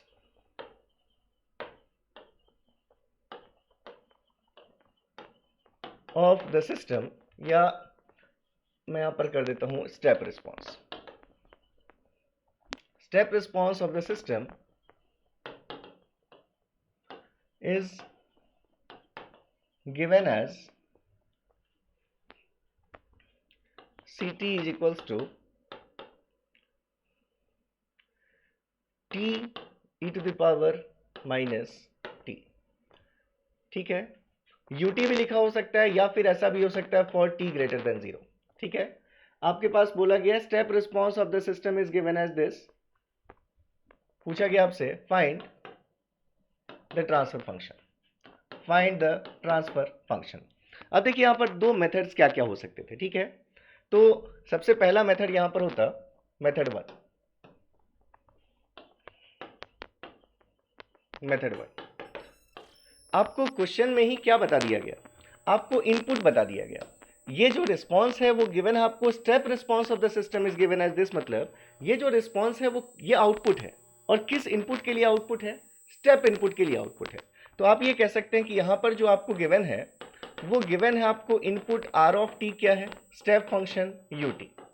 अगर सिर्फ स्टेप रिस्पांस गिवन है, मतलब आपको समझना है यूनिट स्टेप रिस्पांस की ही बात हो रही है, तो अगर आपको गिवन है स्टेप रिस्पांस, मतलब इस केस में आपका इनपुट क्या है, इनपुट है आपका R T is equals to you T. ठीक है, और आउटपुट क्या है आपका, आउटपुट है आपका C T is equals to T E to the power minus T you T. इसी चीज को मैंने ut लिख लिया, t ग्रेटर देन 0 के लिए चीज है, मतलब इसके साथ हम इसको ut के फॉर्म में लिख सकते हैं। तो आपको इनपुट पता है, आपको आउटपुट पता है, तो लैप्लास अगर आप इन दोनों का ले लें तो आपको rs मिल जाएगा, आपको cs मिल जाएगा, और फिर आप rs cs अपॉन rs का रेशियो फाइंड कर लेंगे तो आपको ट्रांसफर फंक्शन मिल जाएगा। तो अगर हम इसका लैप्लास लेते तो r ऑफ s की वैल्यू कितनी आ गई, ut का लैप्लास आपको पता है 1 अपॉन s, a ut होता तो a upon s, unit step function है तो लैप्लास 1/s। ऐसे ही अभी अभी आपने ये भी देख लिया बेसिक्स ऑफ लैप्लास ट्रांसफॉर्म में, सी टी का लैप्लास अगर हम लिखते हैं सी एस, तो ये T to the power N E to the power minus A T U T के लैप्लास से ये वैल्यू कितनी हो जाएगी, 1/s+1 का होल स्क्वायर हो जाएगी। ठीक है, तो ये आपको आउटपुट का भी लैप्लास पता चल गया, इनपुट का भी लैप्लास पता चल गया, तो देयरफॉर आप लिख सकते थे transfer function is equals to C S upon R S. तो जब हम इसमें 1/s से डिवाइड करेंगे तो s ऊपर आ जाएगा और ये वैल्यू क्या मिल जाएगी, s/s+1 का होल स्क्वायर मिल जाएगी। तो ये आपके पास क्या आ गया, ये आपका आ गया ट्रांसफर फंक्शन। एक मेथड से हमने क्या किया, पहचाना कि आउटपुट और इनपुट क्या है, तो आउटपुट तो दिया ही हुआ है तो आउटपुट तो हमें पता ही था। इनपुट यहाँ से वर्ड से पहचानेंगे कि क्योंकि लिखा हुआ है स्टेप रिस्पॉन्सेस का मतलब इनपुट क्या है हमारे पास, RTUT है। आउटपुट पता चल गया, आउटपुट का लैप्लास ले लिया, इनपुट पता था, इनपुट का लैप्लास ले लिया, दोनों का रेशियो देख लिया, ट्रांसफर फंक्शन मिल गया। अब इसी को अगर हम सेकंड मेथड से करते, इसी को अगर हम करते मेथड 2 से, मेथड 2 दैट इज, अब यहां पर आपको स्टेप रिस्पॉन्स गिवन है। आपको क्या गिवन है, step response, step response given है आपको c ऑफ t। क्या वैल्यू गिवन है, t e to the power minus T you T. ठीक है, तो अगर ये स्टेप रिस्पॉन्स है, अगर हम इसको एक बार डिफरेंशिएट कर लें तो हमें क्या मिलेगा, हमें मिल जाएगा इंपल्स रिस्पॉन्स। क्योंकि ट्रांसफर फंक्शन दूसरे मेथड से जाने के लिए हमें पहले जो भी रिस्पॉन्स गिवन हो वहां से हमें उसको रिड्यूस करते हुए पहले इंपल्स रिस्पॉन्स तक आना है, और फिर इंपल्स रिस्पॉन्स का हम लैप्लास लेंगे तो हमें ट्रांसफर फंक्शन मिल जाएगा। तो हमें पहले इसको एक बार डिफरेंशिएट करना है, तो देयरफॉर हम लिख सकते हैं इंपल्स रिस्पॉन्स। इंपल्स रिस्पॉन्स हमने इसको एक बार डिफरेंशिएट किया, हमने लिख दिया c dash of t is equals to dy dt of t into E to the power minus T you T. अब यहाँ पर फिर से मुझे थोड़ा सा आपके साथ डिस्कस करना पड़ेगा। कई जगहों पर आपको डायरेक्टली यहाँ पर ये यूटी को डिफरेंशिएट ही नहीं करेंगे और आपको बता देंगे, लेकिन फिर भी मैं आप चाहता हूँ कि आपको पूरी चीज़ें अच्छे समझ में आनी चाहिए, एक एक बेसिक अंदर क्या हो रहा है ये आपको पता होना चाहिए। तो देखिए, जैसे आपको कुछ चीज़ें जो पता होंगी सिग्नल्स के, अगर आप स्टूडेंट रहे हैं कभी भी, तो कि ये तो हमें पता है कि D by D T of U T क्या होता है, हमारा इम्पल्स फंक्शन होता है, ये हमें पता है। ठीक है, अभी हमने थोड़ी देर पहले ये बात कर ली थी। अब इम्पल्स फंक्शन की प्रॉपर्टी आपको पता है कि अगर हम कभी भी किसी फंक्शन एक्स ऑफ टी को जब हम डेल टी के साथ मल्टीप्लाई करते हैं तो ये वैल्यू क्या होती है, डेल टी है, ये एज इट इज आ जाएगा डेल टी, और आपको इस ब्रैकेट के अंदर की चीज़ को पुट करना होता है 0। यहाँ से जो भी आपको वैल्यू मिली टी की वो वैल्यू आपको x में पुट करनी होती है। तो जगह ब्रैकेट में सिर्फ t है, जब इसको 0 पुट करेंगे तो t इज इक्वल्स टू मिला 0। यहाँ x में t की जगह पर 0 पुट कर दीजिए तो रिजल्ट क्या आ जाएगा, x of 0 into del of T. ठीक है, ऐसे ही अगर हमारे पास होता है x of T into del of T minus T naught is equals to, तो ये पहले एज इट इज लिख दीजिए, del of T minus T naught, ये तो एज इट इज लिख दीजिए। अब इसका कोफिशिएंट क्या होगा, तो आप इसको पहले पुट करते हैं 0, इसको पुट करते हैं 0, यहाँ से t की वैल्यू क्या मिली आपको, t minus T naught is equals to 0, therefore t equals to T naught. अब जो t की वैल्यू मिली उसको इस x में जो t है उसकी जगह पर लिख दीजिए, तो क्या आ जाएगा, x ऑफ t की जगह पर क्या लिख दिया आपने, टी नॉट। तो ये है आपकी product property of impulse function.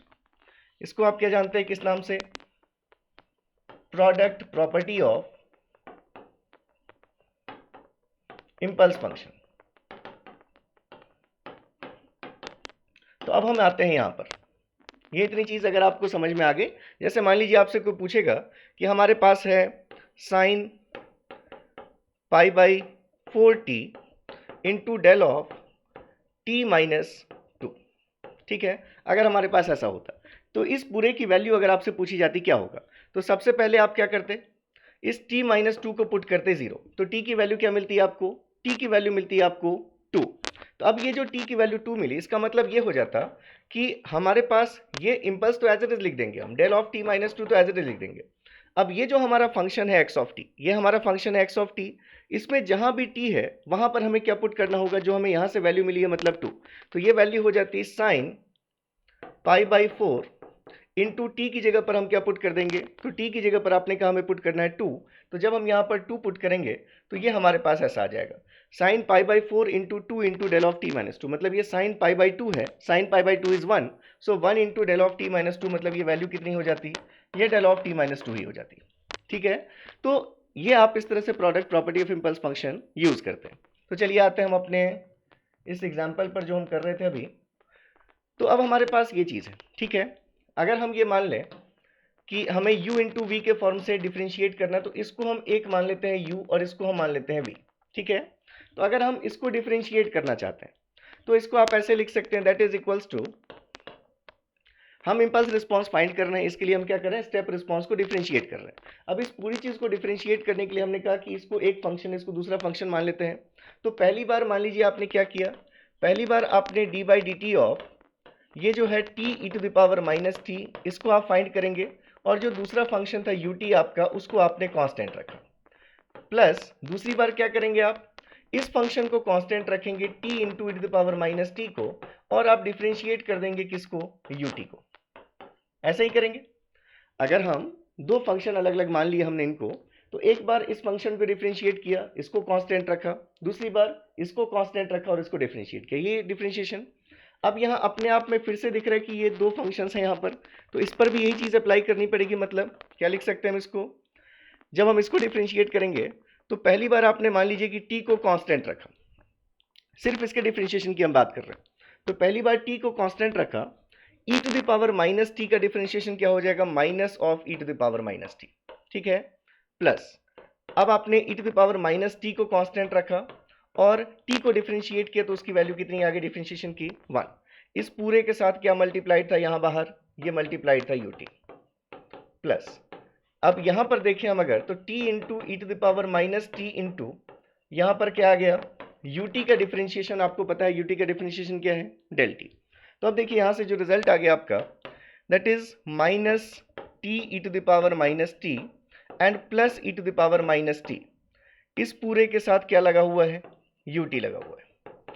अब इसको देखिए, अभी अभी हमने जो बात की थी कि अगर किसी फंक्शन में इंपल्स फंक्शन मल्टीप्लाइड है, प्रोडक्ट प्रॉपर्टी, तो हमने क्या कहा था, कैसे फाइंड करेंगे हम उसका रिजल्ट। हमने कहा था कि ये जो ब्रैकेट का टर्म है इंपल्स में पहले इसको पुट करके 0, हम ये देखते हैं टी की वैल्यू हमें कितनी मिली, और जो टी की वैल्यू मिली इस पूरे फंक्शन में टी की जगह पर ये वैल्यू पुट कर दीजिए, तो क्या आ जाएगा रिजल्ट, तो प्लस आप लिखेंगे टी की जगह पर 0 पुट किया आपने, e to the power minus 0 into del t. ये हमने product property of impulse function से इस प्रोडक्ट को हमने सॉल्व किया, टी की वैल्यू 0 हमने पुट कर दी इस पूरे फंक्शन में, उसके साथ ये इम्पल्स एज इट इज लिख दिया। अब क्योंकि टी था और टी की जगह 0 पुट किया, तो ये पूरा टर्म ही क्या हो गया, 0 हो गया। तो ये पूरा टर्म 0 हो गया, मतलब हमारे पास रिजल्ट में सिर्फ कितना बचा, हमारे पास रिजल्ट सिर्फ इतना बच रहा है, minus T E to the power minus T and plus E to the power minus T U T. तो आपको क्या मिल गया, इंपल्स रिस्पांस आपको मिल गया। अब इंपल्स रिस्पांस मिल गया तो ट्रांसफर फंक्शन कैसे मिल जाएगा, बस इंपल्स रिस्पांस का लैप्लास ले लीजिए और आपको ट्रांसफर फंक्शन मिल जाएगा। तो यहाँ से अब आप फाइनली लिख सकते थे कि इंपल्स रिस्पांस जो हमें मिला है, इंपल्स रिस्पांस वो क्या मिला है हमें, वो हमें मिला है minus T E to the power minus T U T and plus E to the power minus T you T. दोनों को अलग अलग मैंने यू टी के साथ लिख लिया, इसके साथ भी यूटी लिख दिया और इसके साथ भी यूटी लिख दिया। तो अब ये आपका इंपल्स रिस्पांस आ गया। देयरफॉर आप transfer function is equals to लिखते हैं Laplace transform of impulse response, Laplace transform of impulse response. तो ये वैल्यू क्या आ गई, हमें क्या करना है, हमें लैप्लास लेना है किसका, minus T E to the power minus T U T and plus E to the power minus T U T का। क्या हो जाएगा लैप्लास, देखिए इस टर्म का लैप्लास तो पता है आपको, T to the power N E to the power minus A T U T के रिजल्ट से, तो इसका लैप्लास ये माइनस साइन, और इसका लैप्लास था 1 अपॉन एस प्लस 1 का होल स्क्वायर, और प्लस ये e to the power minus A T U T के फॉर्म का फंक्शन है, इसका Laplace 1 upon S plus a की जगह पर कितना है 1 है। इसको जब सिंप्लीफाई करेंगे तो डिनोमिनेटर में तो एस प्लस 1 का होल स्क्वायर आ जाएगा, यहाँ माइनस बस आ जाएगा क्योंकि ये पूरी चीज़ तो थी यहाँ पर, तो ये -1 आ गया, और प्लस यहाँ s प्लस वन है, लेकिन यहाँ s प्लस वन का स्क्वायर है, मतलब s प्लस वन मल्टीप्लाई करना पड़ेगा आपको इसके न्यूमरेटर में, तो यहाँ आ गया प्लस s प्लस वन। ये minus one plus one cancel हो गया, देयरफॉर ट्रांसफर फंक्शन ये जो है आपका, ये C S upon R S की वैल्यू मिल रही है आपको, मतलब आपको मिल रहा है टी ऑफ एस। तो टी ऑफ एस की जो वैल्यू आ गई, वो टी ऑफ एस की वैल्यू क्या आ गई, S upon S plus one का होल स्क्वायर आ गई। ठीक है, तो मुझे लगता है कि आपको दोनों मेथड समझ में आए होंगे। पहला मेथड हमने क्या बात की, बेसिक मेथड, आपको इनपुट पता चल गया, अगर आउटपुट पता चल गया तो दोनों का लैप्लास ले लीजिए और आउटपुट का लैप्लास अपॉन इनपुट के लैप्लास के रेशियो से आपको ट्रांसफर फंक्शन मिल जाएगा। या फिर दूसरा मेथड ये है कि अगर आपको स्टेप रिस्पॉन्स गिवन है तो इस रिस्पॉन्स को डिफरेंशिएट करते हुए तब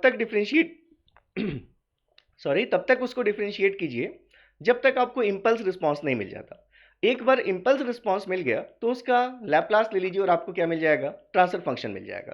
तो हमने यहाँ इंपल्स रिस्पॉन्स को डिफरेंशिएट किया, ये जो भी स्टेप रिस्पॉन्स को, तो हमें मिल गया इंपल्स रिस्पॉन्स, और इस इंपल्स रिस्पॉन्स में हमने लैप्लास अप्लाई कर दिया, हमें मिल गया ट्रांसफर फंक्शन। अगर मेरा कैलकुलेशन सही है तो दोनों जगहों पर हमारा रिजल्ट सही होगा। ठीक है, मैच कर लेंगे, दोनों जगहों पर सेम रिजल्ट होगा। एक क्वेश्चन आपके लिए मैं छोड़ देता हूँ होमवर्क। तो ये होमवर्क प्रॉब्लम है आपका, ये आप मुझे बताएंगे, कमेंट सेक्शन में भी बताएंगे। होमवर्क है आपके पास, डायरेक्ट इंपल्स रिस्पॉन्स ही गिवन है। Impulse response of a system is given as Ct is equals to minus t e to the power minus t plus 2 e to the power minus t। Again या तो इसके साथ ut लगाकर लिखा होता है या फिर यहां पर लिखा हुआ है फॉर t ग्रेटर देन 0। ठीक है, तो पूछा गया इस आपसे कि the value of open loop transfer function, the value of open loop transfer function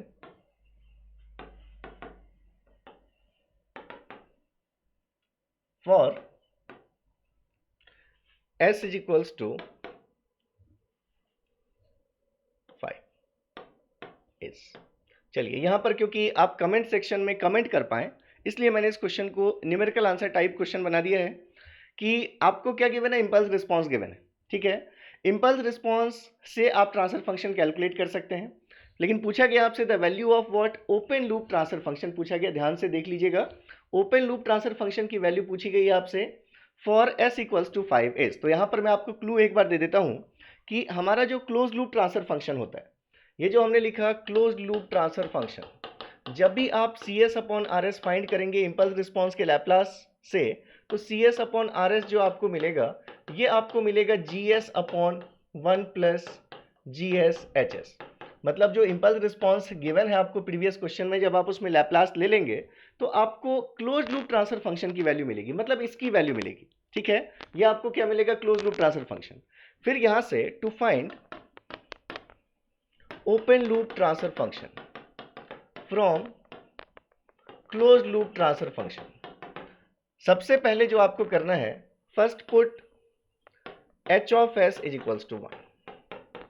सबसे पहले तो आप h of s equals to क्या कीजिए, 1 पुट कीजिए, and then find value of g of s। मतलब जैसे मान लीजिए कि आपके पास कोई भी इंपल्स रिस्पॉन्स गिवन था, जब आपने उसमें लैप्लास लिया, जैसे इस पूरे का तो लैप्लास अभी मैं नहीं बताऊंगा कि क्या आ रहा है, इस पूरे का आपने लैप्लास लिया, मान लेते हैं कि जो वैल्यू है आपकी, वो वैल्यू कितनी आ जाती है आपके पास, 1 अपॉन एस प्लस 2 आ जाती है। अगर हमारे पास ऐसा कुछ होता तो ये 1 अपॉन एस प्लस 2 किसकी वैल्यू है, जी S upon 1 plus G S H S की वैल्यू है। तो जब ये तो आपको क्लोज लूप ट्रांसफर फंक्शन मिला इंपल्स रिस्पॉन्स में लैप्लास लेकर, लेकिन अगर आपसे ओपन लूप ट्रांसफर फंक्शन पूछा गया तो सबसे पहले आपको क्या करना है, इस h ऑफ s को 1 पुट कर देना है। h ऑफ s को 1 पुट कर देंगे तो प्रोडक्ट में लिखने का कोई मतलब नहीं है, gs इंटू 1 इज gs। तो ये आपके पास आ गया क्या, जीएस आ गया। मान लीजिए इस चीज़ को हम नाम दे देते हैं टीएस, ये जो आपने फाइंड किया है अगर ये आपका क्या है, ये टीएस है। अब इस इक्वेशन को सॉल्व कर लीजिए बाय क्रॉस मल्टीप्लिकेशन करके, जीएस के टर्म्स को एक तरफ सेपरेट कीजिए और जीएस की वैल्यू फिर देखिए कितनी है। तो यहाँ से जो जीएस आपको मिलेगा वो जीएस आपको क्या बताएगा, ओपन लूप ट्रांसफर फंक्शन बताएगा। तो उस ओपन लूप ट्रांसफर फंक्शन की वैल्यू आपको एस के टर्म्स में मिलेगी। एस की वैल्यू 5 पर आपसे रिजल्ट पूछा गया है कि एस इक्वल्स टू 5 पर हमारे ट्रांसफर फंक्शन की वैल्यू क्या होगी। तो मुझे लगता है आप सभी लोग सॉल्व कर लेंगे। कई जगह बुक्स में आपको ये फॉर्मूले के फॉर्म में लिखा रहता है कि टीएस पता है तो जीएस क्या होगा टीएस के टर्म्स में, या जीएस पता है तो टीएस का क्या होगा। लेकिन हर चीज़ को फॉर्मूले में याद रखना, हम इंजीनियर्स हैं यार, मतलब हमें ये छोटी छोटी चीज़ें कि अगर यहाँ पर एक इक्वेशन बन गई उसका सॉल्यूशन के लिए हम फॉर्मूले क्यों याद रखें, 30 सेकंड्स लगेंगे हम कर लेंगे।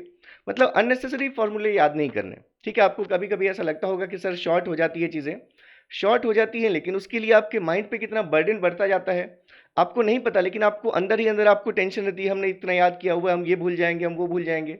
तो वही चीज़ें याद कीजिए जो सच में ज़रूरी है याद रखना, उसके बाद की चीज़ों को आप अपने एनालिसिस से वहाँ पर भी कर सकते हैं, इस चीज़ पे अपना कॉन्फिडेंस रखिएगा।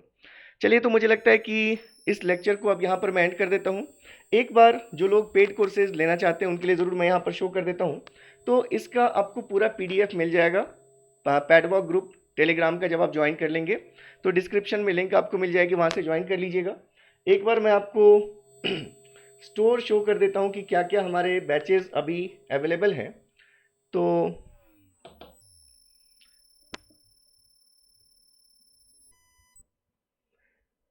क्योंकि अभी 11th से हमारी क्लासेस स्टार्ट हो जाएंगी।